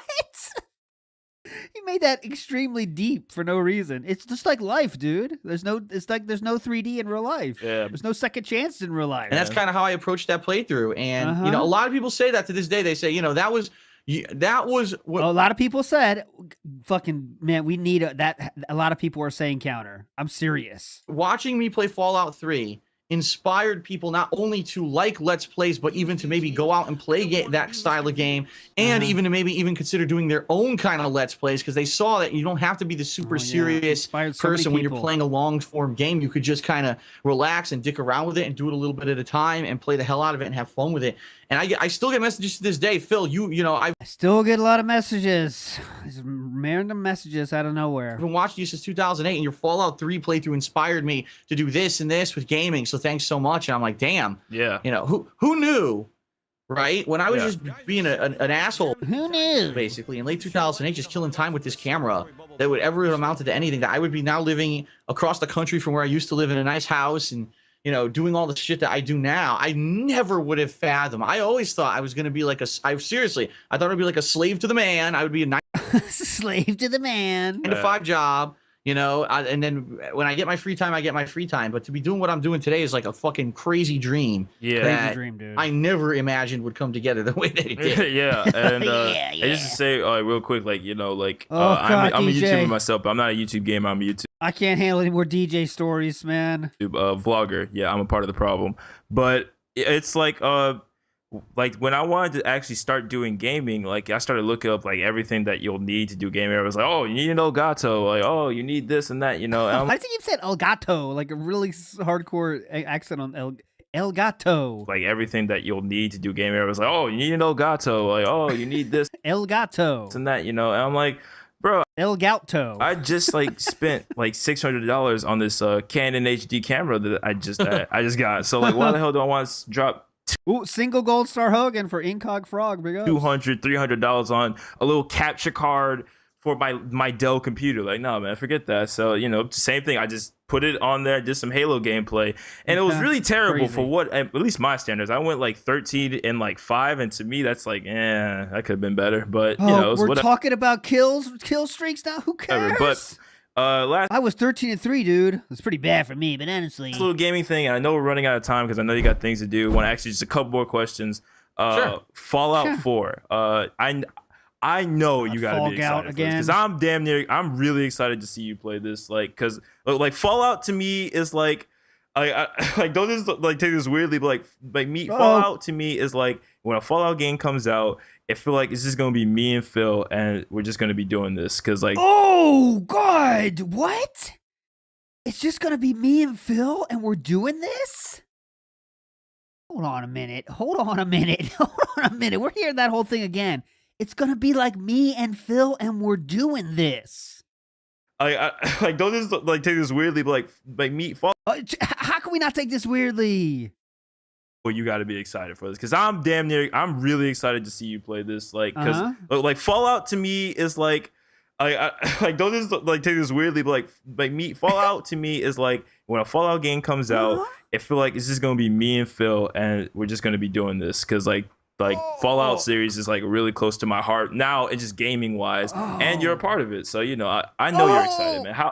Oh God, parasocial relationship coming in hot here. It's just me and Phil doing it, and it's really close to my heart.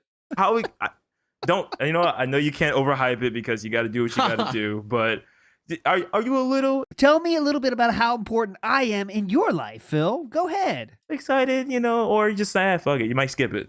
Well, let me put it this way. There's a few different levels that I think of it on. First of all, how hard are we? Gamer. Logan, good point there. He is entering Air Raid Lord territory. Yes. This is just a more muted Air Raid Lord. He's very close. Gamer in general, the fact that I've played Fallout 3, I loved the game. Yeah. I loved it so much that I went back and did another playthrough of a completionist run where I actually did all the side content and everything for the game. Yeah.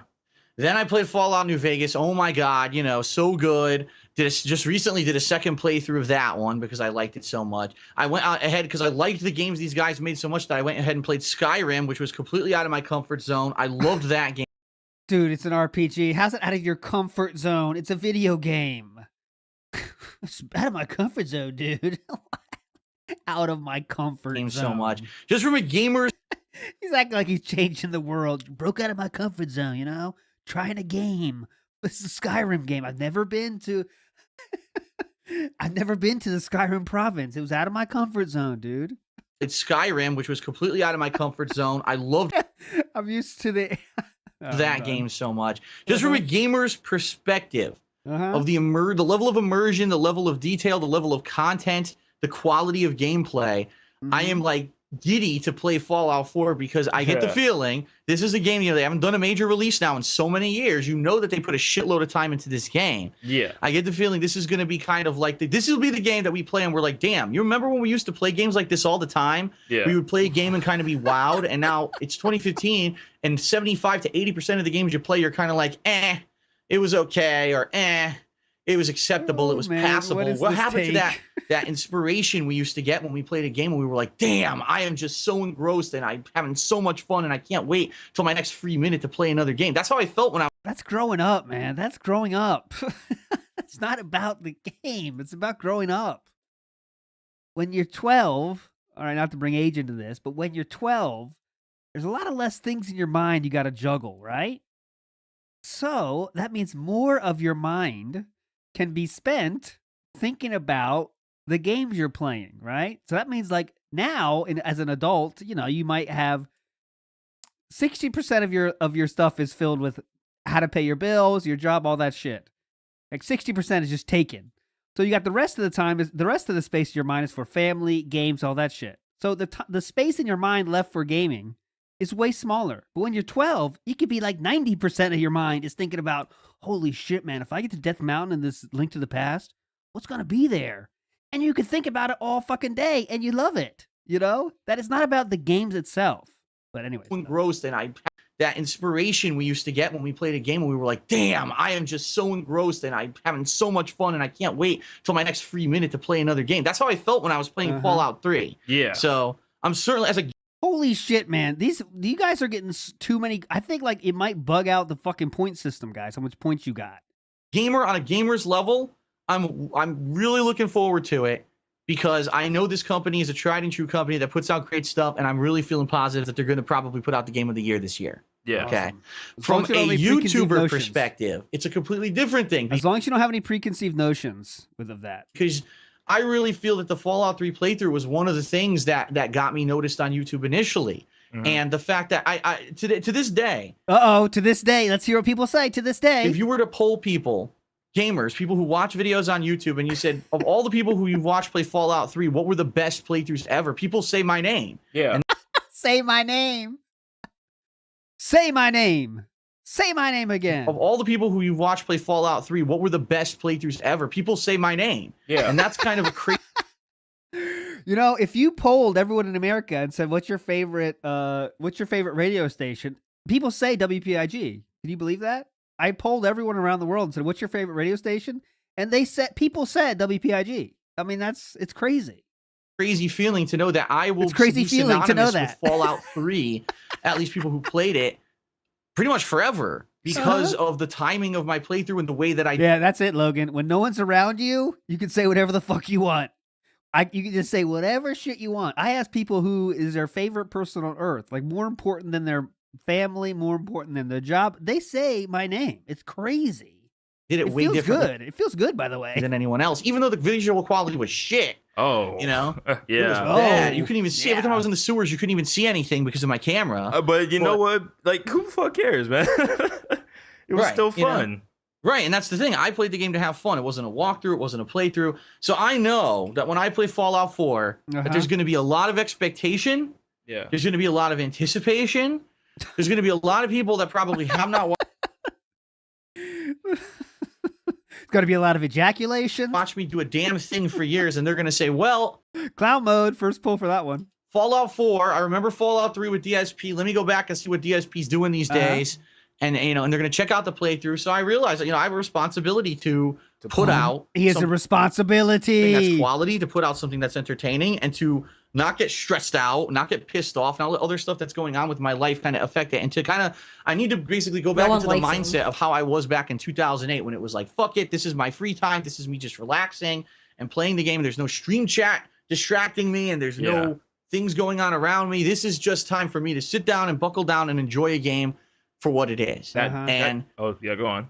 So that's kind of, you know, it's different. It's like I'm looking forward to the game from a gamer's perspective because I know I'm gonna love it, and I'm hoping that it's just as good as the other two Fallouts that I played. But I'm also looking forward to it because I know that it's kind of got that big event feel to it for something that I'm doing that people have been looking forward to for a long ass time. I mean, the thing is though. And this is kind of going hand with your original question. I don't get super hype because the thing is, what I've found over the years is if you get super hype over something, undoubtedly what you're going to do is you're going to raise the expectations to unreasonable levels, and then when you play it, you're going to feel a little bit disappointed. And what I mean by that is there's a few... We know what you mean. People who love something so much that then they go out and they'll read about it and they'll spoil the whole damn thing. There's people who apparently know the whole plot to this new Star Wars movie coming out in December, right? And it's like, why would you do that? If you're a fan of that, why would you go out of your way to look up there's leaks and shit? Why? I just want to play the game at face value as an honest playthrough that first time and not say, oh, well, I read this on this website and I saw this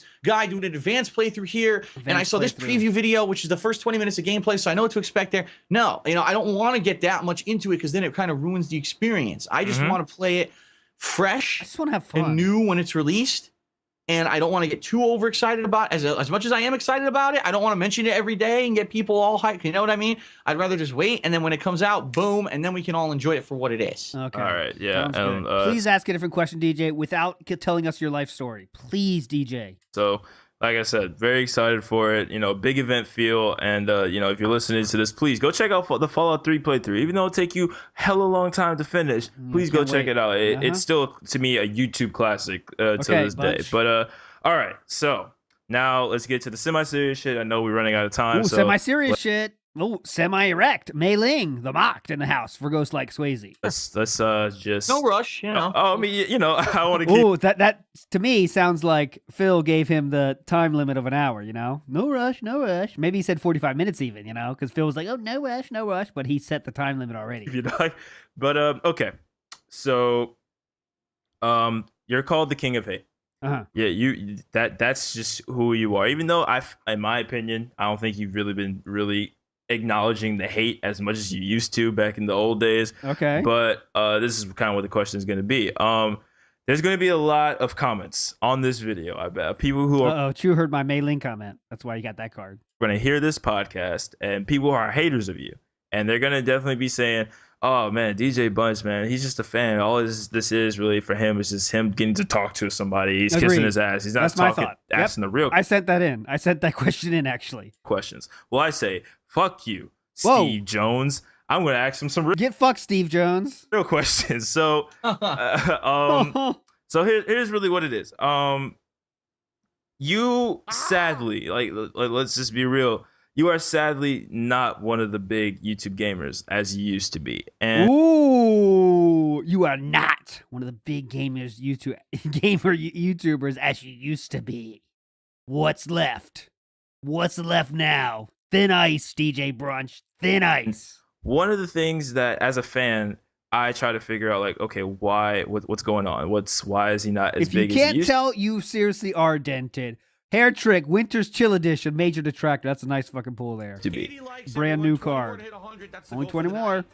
Then I go back to some vlogs that you put out talking about some situations that were going on. So yeah, the drama that he stays out of. Yeah, that stuff. Question to you is do you think the sort of stubborn attitude that you had back then about not taking on any sponsors or ads or not taking deals from different companies to do certain things that will change up your style, basically, do you think your stubbornness sadly has taken away from your fame or success on YouTube than what it could have been than to what it is now? Okay, so just the easiest runway ever to say, yes, I have stayed true to myself and I have lost opportunities for that, but that also why some people like me and still watch my playthroughs because I'm stick to my guns. That's what he's going to say. 100%. Guaranteed. Lock it down. Oh, I mean, I would be an idiot if I said no. I mean, of course. It's because the one of the major reasons that I enjoy and have always enjoyed doing stuff on YouTube is because I can be me. That I can be myself, I can be honest, I can be outspoken, I can say what I want to say, I can give my opinion,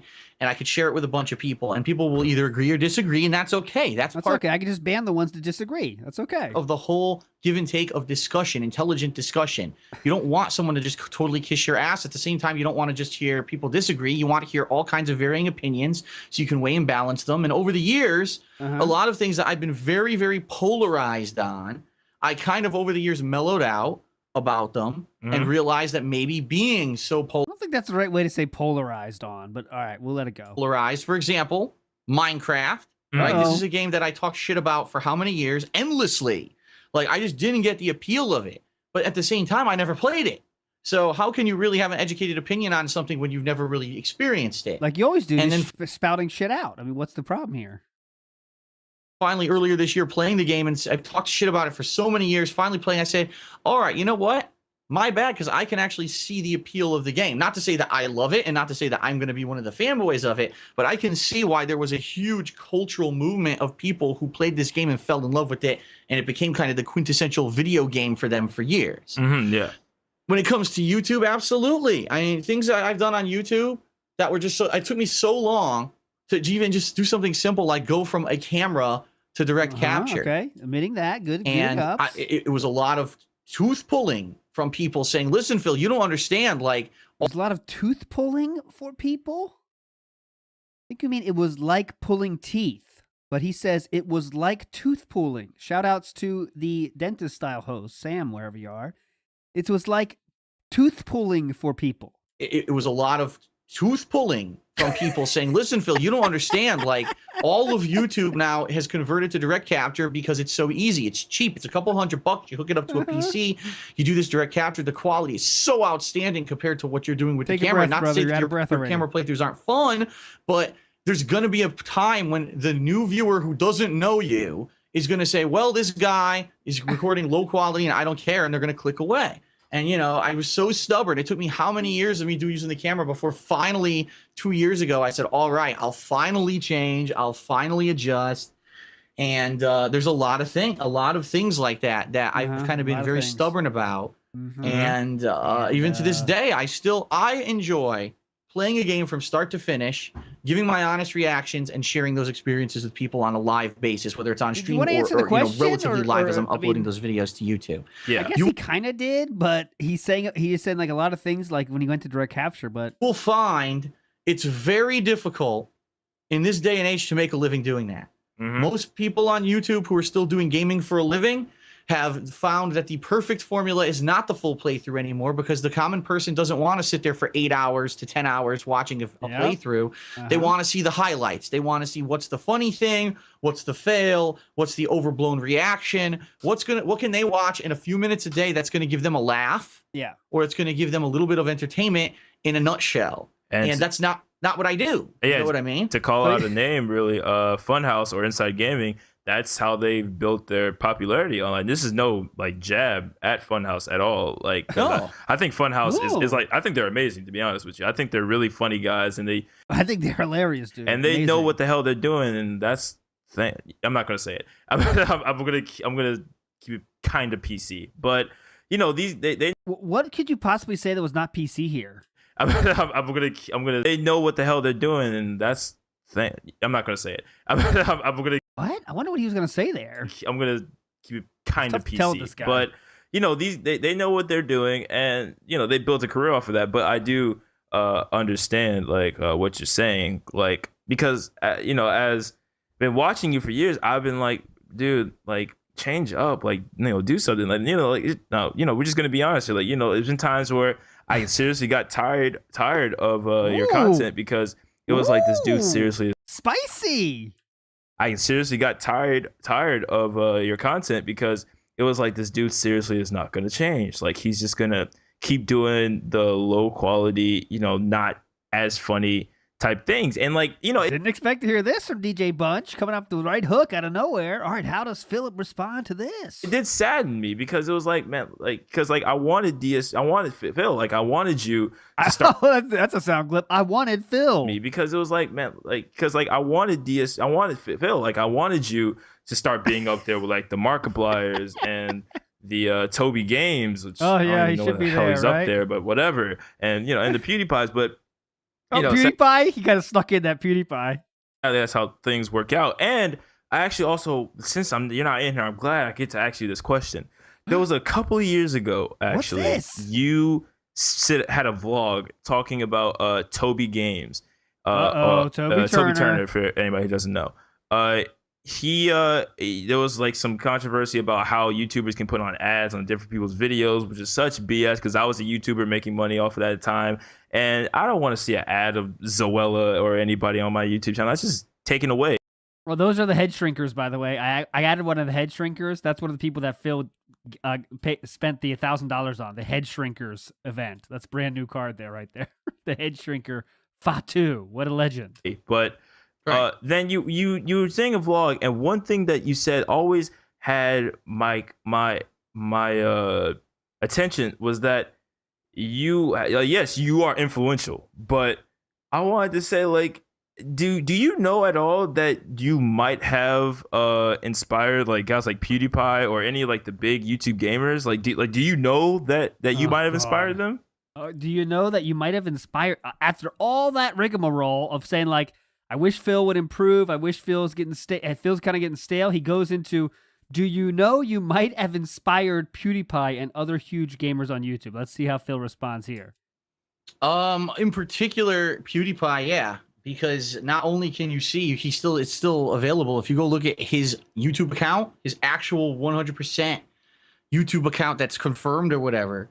Not the 50% one? The 100% before he ever uploaded a video, he was watching all my videos in his view history, and he favorited a ton of them. He even left some comments, which I don't know if they're still out there anymore. Yeah. Because who knows? Yeah, I'm sure.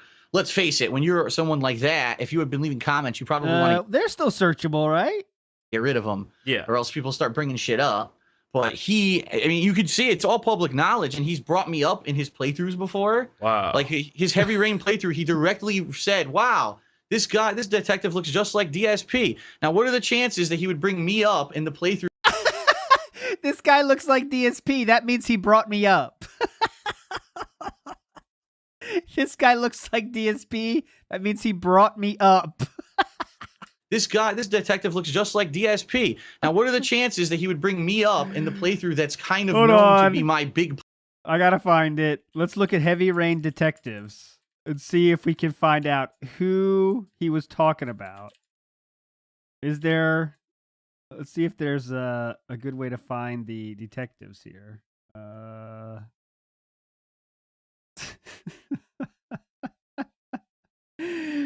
One of the detectives. One of the detectives from Heavy Rain. All right, so here are the options. Oh, is it here? I think I found him. Say hello to Carter Blake. Is that it? Is that who he's talking about? I think yes. But all right, let's go. That guy looks like Philip DSP. Oh, he brought me up in a positive light. Playthrough and says a guy looks just like me during it, you know. And also other people, SSOHPKC has talked to me specifically and said, you are the reason. You were the big guy who I was watching on YouTube do game playthroughs, and you kind of inspired me to do my own thing. And now look, you know how they grew. He has his own group, the Creatures, who exploded on YouTube, and they're way more popular than I am. Yeah, you know. So I found another possibility though. Sorry, I kind of got into this world. Now I can't break out. Could it be Roy? That kind of looks more like it. I think it's Roy. That looks more. The nose. At least he has the mustache. I think it's So we Roy. great, guys. Our goal is 100 likes on the stream. We're at 90. Come on, we get 10 more likes. Oh, he's a please. mechanic. Yeah, he's a mechanic. He's not a detective, so it's not. It doesn't fit the. It's not canon. I think it's probably this guy too. But anyways, it's kind of like for me. It's interesting because I started in 2008 expecting nothing. Okay, and I'm happy with where I am. Like I don't want to get anyone to get the feeling that like I'm ungrateful or I'm not happy. I mean, I am. I have a great house. I am making a good living, and sometimes things go wrong with copyright shit and stuff like that, and I'll get pissed and I'll vent. But for the most part, I'm living a dream. I never thought that this would be my life. You know? But I'll say this: not a single mention of trolls yet, and we're in 2015. So I mean, this is well into the troll era. But I also have to admit, to some extent, when you see these guys who watched me and were inspired by me and my formula, and the fact that I stuck to that formula, well, they took that formula and changed it a little bit and ran with it. And now look at PewDiePie, who's the biggest YouTuber ever, a multi-millionaire, while I'm here, you know, kind of struggling every once in a while to pay a bill. Okay, there we go. Here comes the struggling for the bills. He's so close to understanding it, right? They took my formula and changed it. And then they got popular. Well, you know, you can also change that. That's the crazy thing. about not having a boss, as you like to say. He's so close to saying it. I'll be honest, yeah, it pisses me the fuck off that I'm kind of struggling every once in a while to pay a bill. All I can taste I'll be honest, yeah, it pisses me the salt. fuck off that maybe I shouldn't have been so stubborn. Maybe I should have been more open-minded. But, yeah, you know, it's tough because, you know, the thing is, you know, hindsight's 50-50, right? Let's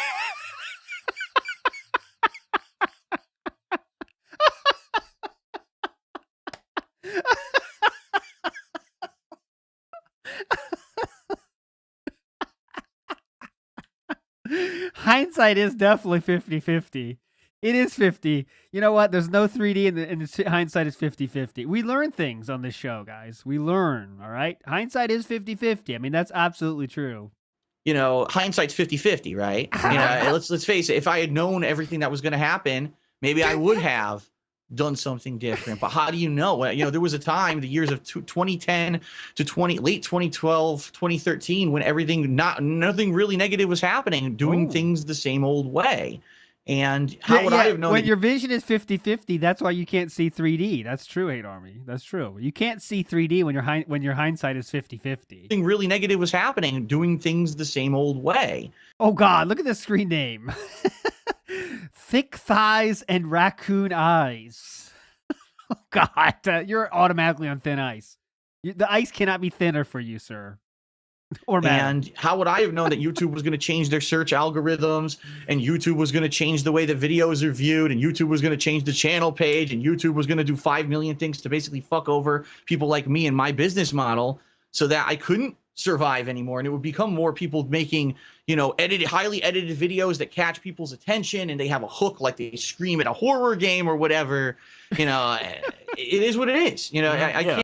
Who would have guessed it that YouTube changed instead of just staying the exact same it did since 2008? Who would have guessed? Yeah, I'm not gonna be. How can I be bitter when I'm still successful? You know what I mean? Yeah, like you had really nothing to be bitter about. Like, you know, that like me asking that question, it wasn't to say like, oh man, like, oh you're basically a kingmaker, but you have no money. But like, no, like you're a king in your own right. Like you're the fucking king of hate, man. Like you. Like it's chill. Like you have the right attitude about it. Basically, like you are really happy that, you know, he has the right attitude about it. This doesn't seem to be the right attitude about it. He said it pissed him the fuck off. Like you have the right attitude about it. Basically, like you are. That's the right attitude. Really happy that, you know, you're doing something that really did inspire a lot of people. Like, yes, you made. Yeah, you have the right idea for being pissed at people taking your formula and making it better. That you do have the right idea. You have the right mindset about it, sir. Absolutely. DJ Bunch, wake up, man. Made your mistakes like everybody would, but you know, at least you were able to make somebody a millionaire. Like, you know, like even though DJ Bunch, you've had some bad takes, but this is the worst. You should find solace in the fact that you made people millionaires. Come on. You can't say that. That's the worst. Imagine saying that to like let's say the quarterback is making $10 million a year, but the center is making, you know, $500,000, which is an amazing amount. Let's get straight. But you still wouldn't say in an interview, hey man, think about it. You're making him a multi-millionaire. You gotta take some solace in that, right, man? I mean, it doesn't make the person feel very good, you know? That really did inspire a lot of people. Like, yes, you made your mistakes like everybody would, but you know, at least you were able to make somebody a millionaire. Like, you know, like even though fuck, I wish I had those millions, but you got. I mean, at least for me, I would feel like, wow, I helped someone become a millionaire, and that's an interesting feeling. And DJ Bunch, you are destined to work in you're destined to be one of those 9-to-5 bitches, I guess. Then nothing wrong with that. I'm not saying nothing wrong with that, you know, but that's what it sounds like. You should finding solace in that fact is the strange part, you know?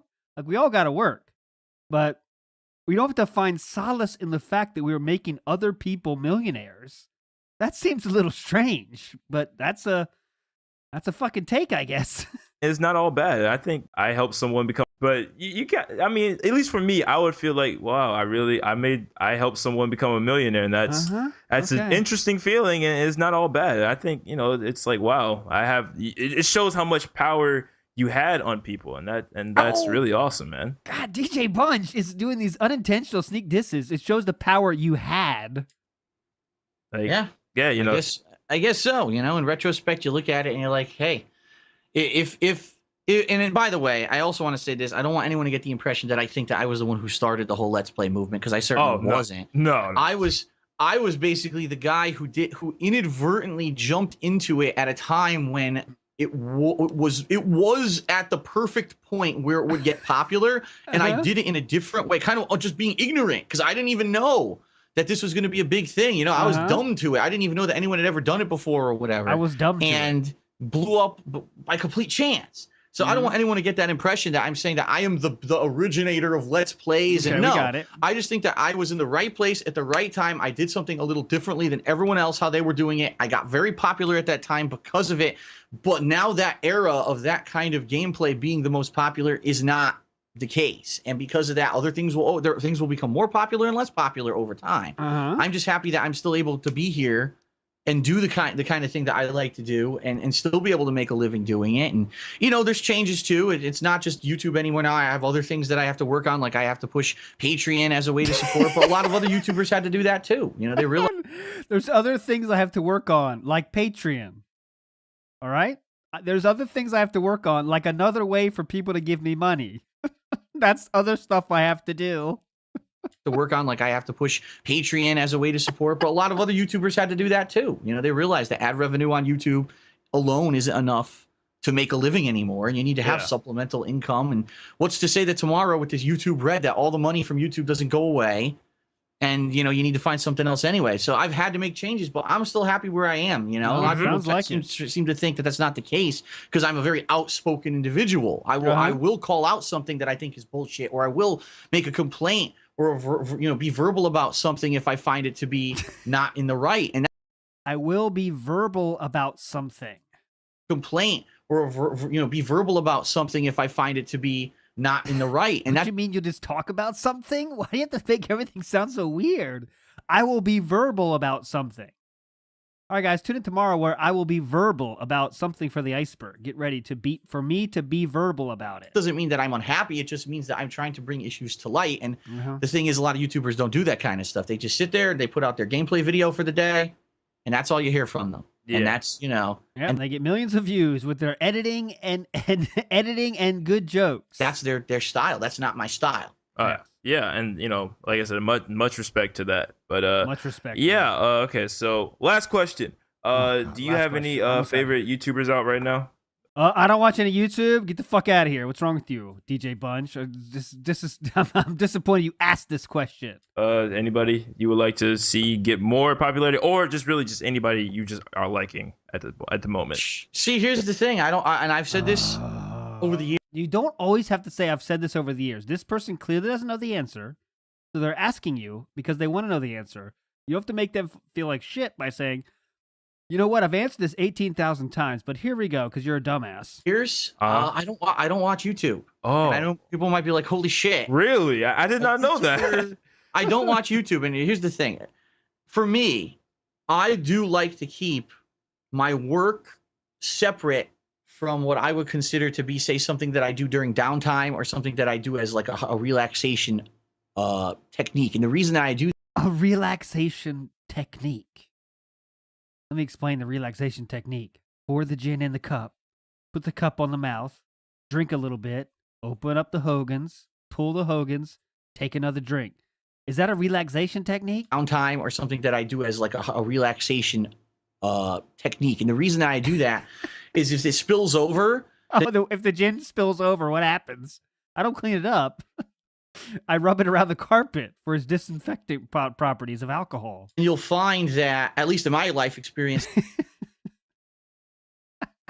do that is if it spills over, then then I use it as a disinfectant, because there's a lot of shit. Find that, at least in my life experience, that if it spills over, that it becomes too commonplace or too much of the same thing, and it loses its ability. So before it becomes too commonplace and loses its ability. I want to remind you, we're talking about relaxation techniques right now. So what loses its ability is its relaxation techniques. It becomes too commonplace or too much of the same thing, and it loses its ability. So before YouTube was my job, right? work was my office job from 9 to 5, and then I would come home and I would make YouTube videos and play games, and I would watch the Angry Video Game Nerd, and I would watch the Nostalgia Critic, and maybe one or two other people at that time, and those were kind of my releases, you know. I bet he loves Nostalgia Critic. Then when I started doing YouTube more seriously, I stopped watching the Angry Video Game Nerd. I stopped watching the Nostalgia Critic because I said I don't want to inundate myself with internet. Because if I just keep watching internet personalities and everything about me is internet, it's going to become too much. I want to diversify. So I started watching more TV. I started watching more movies. I started reading books. I started doing things outside of, say, an internet presence. Yeah. So that I started watching a fuck ton of DVDs. I bought over 4,000 of them. Felt like it was a separation of work and free time. Imagine thinking watching a movie is separating from YouTube. I'm watching a movie, so I'm separating myself from YouTube. Sound good? And now, yeah, I don't. The only YouTube that I see, God's honest truth, my girlfriend Leanna watches a few different YouTubers. I think she watches this guy Review Tech USA every once in a while. She watches this guy, The Amazing Atheist, and they have a podcast called The Drunken Peasants, and I hear half of that half the time. Big ups, Leanna was an RTU fan. Yeah. Because she's got that playing in the background. So a significant other for Philip Burnell that likes watching other dudes on YouTube regularly. She watches, she just started watching a few wrestling related things because now she's like into wrestling. She started playing WWE 2K16 along with me. So we're watching wrestling. I'm sure that wasn't coerced at all. Wrestling together, we're enjoying that. So she's watching like wrestling related stuff on the internet. So any YouTube stuff that I know of, I literally hear like secondhand through her. I never sit down and say, it's time for me to watch daily YouTube video. No, when I'm done recording, I head downstairs with her and we watch some television that's on demand, or we watch a movie or something like that, because it would be too much. I really do feel that I would get overloaded if I made all of my presence one thing. And, you know, in some ways it's a little bit of a shame because, like I said, I used to be a huge fan of the Angry Video Game Nerd, and I remember this. You heard that, right? Very much for Oh, the big ups, engagement 100 likes, today. by the way. I appreciate it. But real quick, remember when Jay Doing Things dropped the Angry Video Game Guy video? Well, let's see if this is a good bubble blower, and I'm not sure. That wasn't a very good one. It kind of sucked. I'm not Son gonna of a lie. bitch. Not a good one. But remember when he heard that the Jay Doing Things did his AVGN parody of DSP? He didn't recognize the song. He said he was a big fan of it right here. How do you not recognize the song or even talk about that during Jay Doing Things video of that? Because it was legitimately the same exact song. I mean, maybe he forgot it. Maybe he chose to forget it. I don't know. But he said here he's a big fan. If you're a big fan, you know the theme. You know, in some ways, it's actually huge influences on me to say, look at what these guys are doing. And they're not professional filmmakers, right? They have no budget, but they're putting forward quality content that's getting tons and tons of attention. I can do it too. And it kind of inspired me to do, of course, my product's completely different, but it inspired me to do what I did. But once I made that my job, I basically said, I'm going to draw that line now, and I really haven't even watched anything from them for like 3-4 years. Oh, yeah. Well, they've been having Angry Video Game Nerd. All right, I'm bored about this, so watch this. I have it from Memology. Get out of here, Carter Blake DSP. Guys, who basically someone who is trying to criticize my gameplay of Grand Theft Auto 3, and then another one was apparently a parody video of me trying ramen noodles for DSP Tries It. They were both atrociously bad videos. You know, I've seen good videos kind of poking fun at me, you know, formal This Is How You Don't Plays that are done really well. I've seen much better parody videos. These videos, formal This Is How You Don't Plays. Don't you love those formal This Is How You Don't Plays? Those are my favorite. I actually thought those videos were funny. It's because you're an idiot out there making fun of me. So what happened was, you know, I watched those videos, and now people seem to think that, oh, well, this is our chance. Let's just make the whole show every week about Phil watching detractor content. Now, here's the thing. I am not above poking fun at myself. If someone nominated, say, a good This Is How You Don't Play video that had a lot of, thousands of those, making fun of me how bad I am at a game or something like that, and it's pertinent and it makes sense and it's relevant and it's funny, I would absolutely.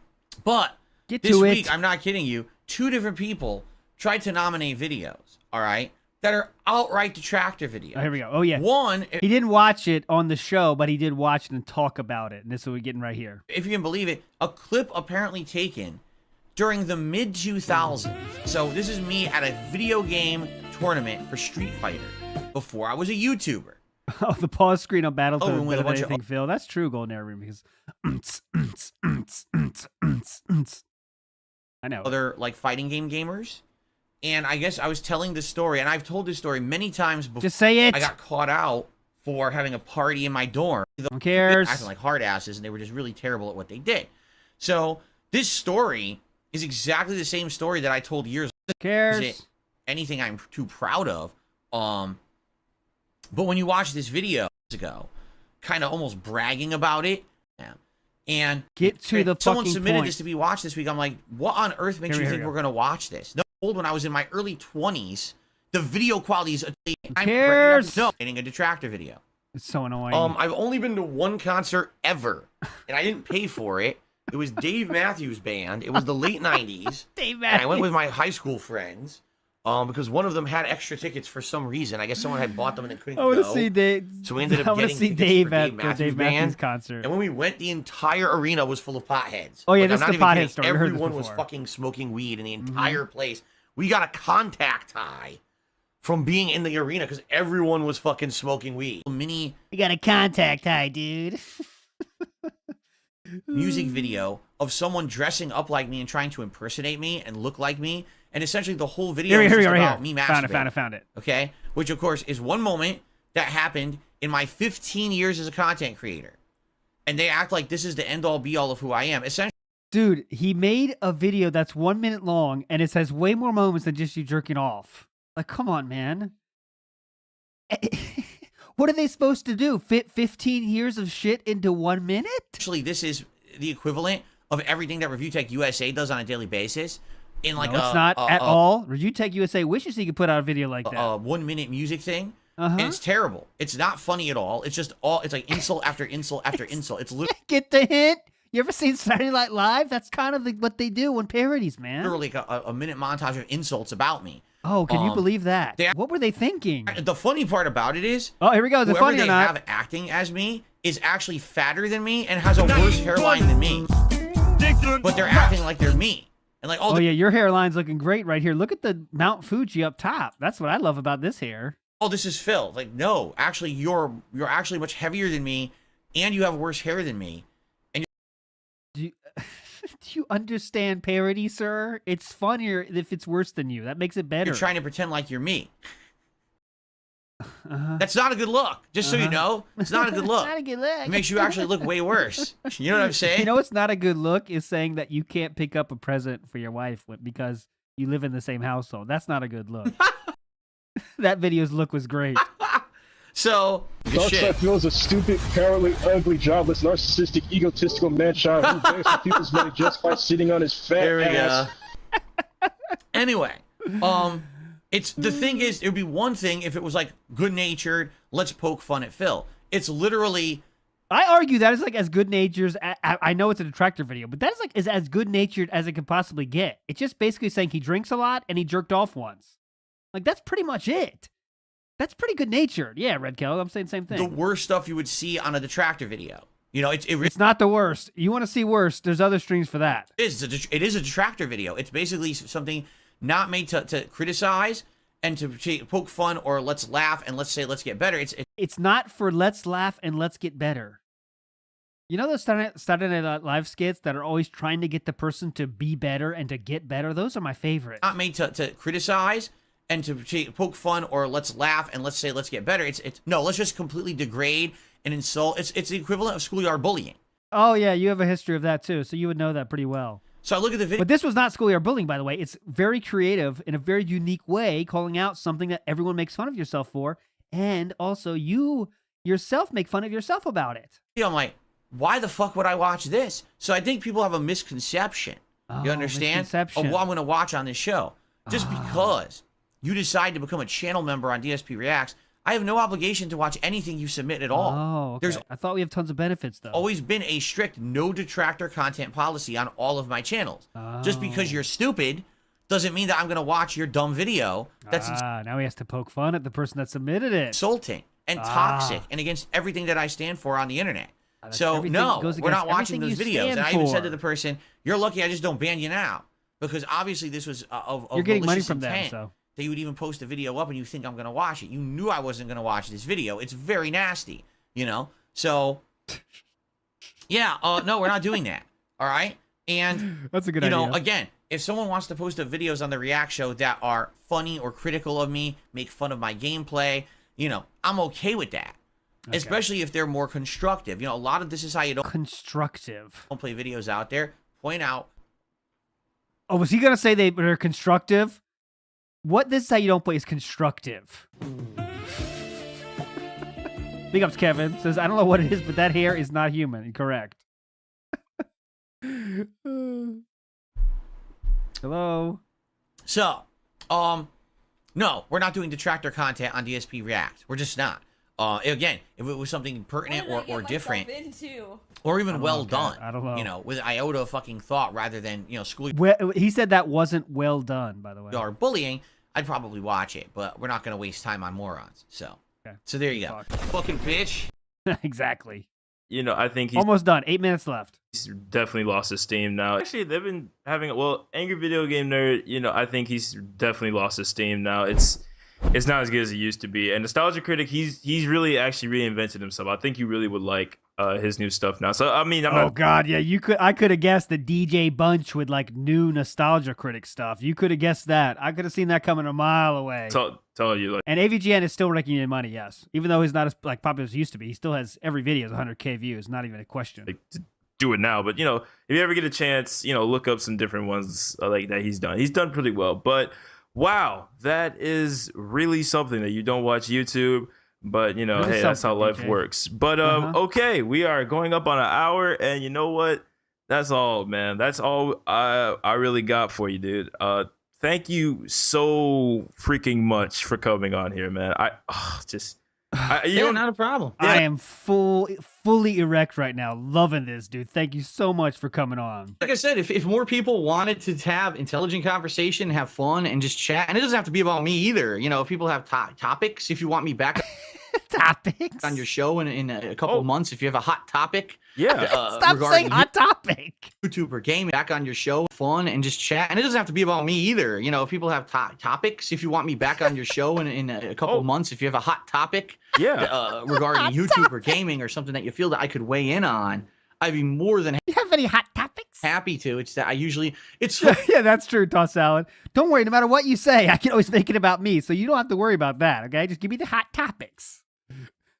Hilarious because I get people weigh in on. Here we go. I'm more than happy to. It's that it's hilarious because I get people. There's these two people in my stream chat all the time. They're like, Phil, why didn't you go on so and so podcast? They asked you and you didn't go on. I'm like, what are you talking about? Yeah. Like, I don't. People assume that because people say something. Oh yeah, I'd love to have DSP on my podcast. I didn't get an invite.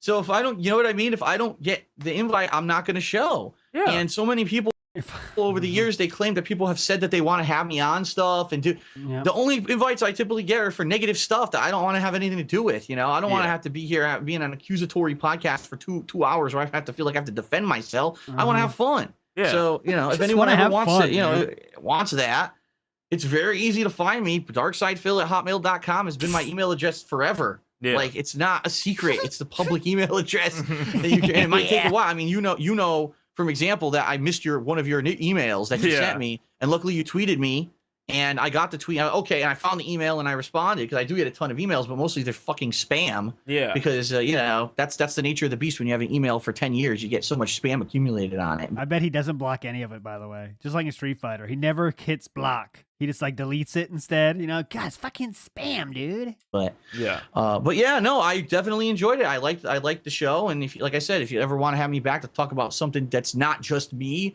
I'd be more than willing. And the same thing goes for anyone out there who's running projects and podcasts. You think that I could weigh in on games or YouTube or anything? Actually, the original plan was this in this DJ. Little short span that I had with you. I wanted to talk about yourself a little bit, and then talk about gaming, and then talk about like the YouTube landscape and different other things. But you know, like I said, I'm glad you're really open to coming back on the show. We definitely will have you. You know, like I said, I just wanted to say that. You know, you are literally one of the first guys I watched on YouTube. It was you. It was the wine cone. and Smosh, you know, you were like one of the first that I consider like those guys are like, you know, the YouTube bigs, you know, and those guys make. It's just bad etiquette of an interviewer. Let's name all the other people that influenced me as much as you did. You're supposed to kind of blow smoke up his ass. Like, that's part of the job, you know, of an interviewer, is make the person feel good. But he's doing that. He is making feel good, but he's also bringing up these other people. Like, you made PewDiePie huge. I'm also watching these other dudes. Also, the Nostalgia Critic's awesome too, dude. You got to watch him. Like, it's over, man. Check out. Make funny shit. And, you know, like I said, like when you actually did say like, yeah, I will come on your show, it was like really like, holy crap. Like, it's just, I was boned up. I couldn't blink. My skin was so tight, brother. It was insane. Really happening. And then for the whole week coming, I actually did not think this would actually be happening. But you know, even before, I was really nervous because like you are like, really are a pioneer of this whole YouTube thing, man. So, you know, I really appreciate you. Like, you know, reason I do what I do now is like I'm a YouTube vlogger and comedian, and soon to be creating skits. Watch out for that. But it's also, you know, it's really because of you, because I have you in my head as a YouTube personality, and as a have you in my head as a personality, just a internet entertaining personality. It's you plus with Swoozy and stop saying other people plus with Swoozy, with a Smosh and Niga Higa and some other guys that not YouTubers, but like comedians, you know. But you are one of those guys, and like I said, Phil, I really do appreciate you coming on here, man. Thank you for taking your time on here. And you know, yes, we'll be gladly to have you come back and like talk about some stuff, because me and my co-host, we just talk about BS, and you know, you like to talk about BS too. This is the worst sign-off of all time. We all can get along, all right? time. Sure. Yeah, and the one major thing that makes me different, I feel, and a lot. What did he ask for that? A lot of people say, "Oh, Phil wants to be different. He has to say that." Whoa, Phil wants to talk about it. One major thing that makes me different, I feel, and a lot of people say, "Oh, Phil wants to be different. He has to say this." Yeah. Is that that's what I just said, actually. Man, I'm a one-man business. Yeah. There's no one else involved. There's no one who edits my videos. I don't have a manager. There's not a team of people. It's again a flex when you already explained how people took your formula and took it farther with things like editors and stuff. But okay, this is a flex. Let's get his flex out. DJ Bunch is edging right now. He's waiting for a sweet release. Here it comes, DJ Bunch. People here working fervently behind the scenes. And I think a lot of people misunderstand that. Why couldn't Phil do these highly edited, super quality montages? And because I'm one person and I'm not a video editor and I don't have no training in that. I'm just a guy who sat down, put a camera in front of his TV and recorded. I'm a very personable guy. I'm a very friendly guy for those who want to be friendly to me. I can also be a dick to those who want to be a dick to me. You know, so it kind of goes both ways.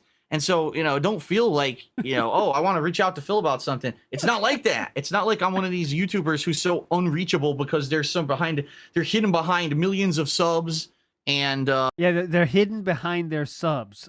You know, they're a team of a corporation of people working together to make this overproduced product that's incredibly popular. Overproduced product? How about just produced? Popular. That's not me, and that's never going to be me. I never foresee myself becoming that. And I'm a very reachable guy, and so you know, I think that is a common misconception about me, right? Sorry, but like, no, go ahead. I feel sorry, but like, that's something I would like to be too, because like, you know, God, DJ. Me, like I tell every person who wants to start off doing YouTube is. You're telling everyone about who wants to start on YouTube sitting at 14 subscribers. I'm not making fun of anyone's subscriber count, but you really can't tell people about YouTube when you have 14 subscribers. That's not something that you are ready to do. You know, when you have 14 subscribers. You know, for me, like I tell every person who wants to start off doing YouTube is like, come on, man, DJ. Started off with a webcam on my mom's computer. That's how I started off. Like doing my stuff was just me having it up, and then me just saying some funny stuff, and then that's one of the best cards right there. Freshly Surf Panda Express. Self-teaching myself how to edit videos. Like, of course, like, you know, even though you do what you do, like, of course I would love to have like a team, and greatly I do have a team behind me, even though I still do all the editing myself. Still nobody want to come up and help me on that department, but it still is like I do have a team of guys who are creative. Like, you know, I'll go ahead and call them up: Paige, Josh, Paige. Michael, and new addition Danny, and of course my co-host Thomas. He's been so you do have a team then here almost since day one. Well, you know, I'll give him day two. He was here day two, but he was he still has been Freddie Wong in there, and like, you know, I would love to, yes, have a big team to help me out, but I also still would like to keep that reachability. Like, you know, hey, if you want to talk to me on a podcast, I'm so down to do it. You know, like, you know, because I'm a personable guy too. Reach around pile driver. Like, I like to just talk to people, but you know, but anyway, thank you so much, DrunkSydePhil. If you want to check out his content, his channel is DSP Gaming, and his vlog channel is the King of Hate Vlogs. And if you also want to check out my content, DJ Bunch, I just said it. It's the DJ Bunch. I make funny skits. Not skits. I make funny vlogs. And you don't even know what you do. I make funny skits. No. Actually, funny vlogs. And you know, some little serious vlogs, and also skits and some other things. I won't say what, but they're becoming soon too. And DSP, of course, he's just a gamer. Not just a gamer, but you know, but follow us both on Twitter. They call me DSP, right? God. Yeah, they call me DSP. Yeah, they call me DSP.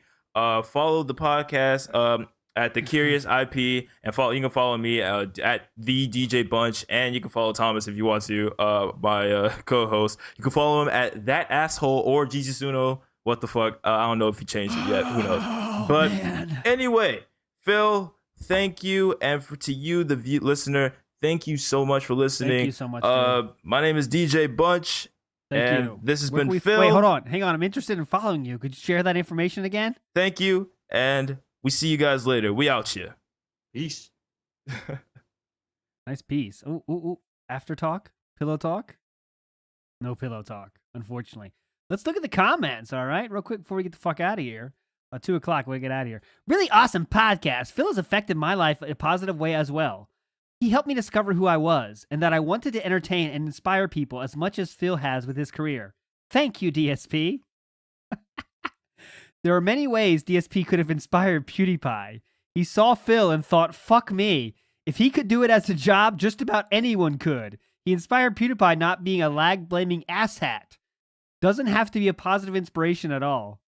Almighty Tevin, 8 years ago, says, oh my God, so many dislikes, and he went on another super niche podcast. Also, pioneer of the Let's Play movement, laughing my ass off. Big ups to Tevin in the chat. Moogle, SOK member. Every time Phil mentions that he's a pioneer of the Let's Play movement, I facepalm really hard. Honestly, was Phil even relevant back then to even pioneer what originated way before his time? The DJ Bunch. Good podcast, okay? Weave Lord. Any other interesting names here?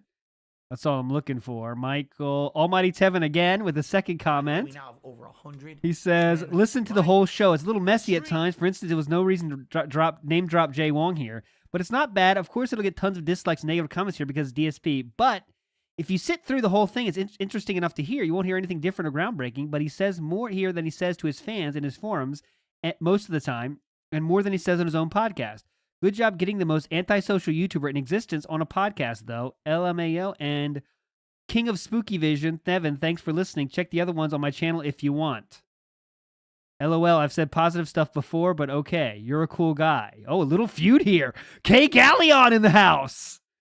Sorry, you got douchebags hating on you for just having DSP on. Don't let people tell you who you can and who you can't have on your show. Oh, the White Knight, K Galleon here. Everybody's spamming this poor dude with hate comments, and dislikes should be ashamed. This isn't freedom of expression on the internet. It's just bullying. Right. Anyone else? Anyone else? That's an interesting comment section. No, Tevin with the seemingly not really trolly comment there, honestly. I mean, he's kind of being real there. It wasn't like trolling, and it was a positive comment. So there we go. Anyways, let me check real quick on what we're doing tomorrow for our iceberg. Let's check the questions. How about we got... Ooh, I think I found my favorite already, but I'll read the rest until I get there. I think I found a good one. DSP Computer Tech. Cannon Bros. Decline of the Snort Fort. Good one. Acura Guy. Ooh. Amazon. Dying Parents Getting Married. Mom Cutting His Hair. King Tut. That's a good one. Swatting. House Decay again. George Bush Hate. That'd be a good one. Moodahar Interactions. BMW Lease. Good Old Boys Club. DrunkSydePhil. The Grocery Handcart. Where's Cat? Jake James Lugo. All good options. But I'm going to go with the one that's on here twice, kind of. Tomorrow, for our iceberg, we are going to be looking into the history of the BMW, my friend. I think that's the best idea. let's do the BMW tomorrow because I don't think that's going to take too long. I don't want a long one because Thursday's going to be long as shit because we're getting into Sikorsky. But anyways, I've talked to fucking enough. I'll see you tomorrow for the BMW iceberg tomorrow at the, whatever, 10:30 or so. And yeah, you guys are all legends. Thanks so much for hanging out. Thanks for the meaningful contributions. And I'll send you to somewhere after the outro song. But you're all legends. Don't ever forget it. And thanks for watching. Bye.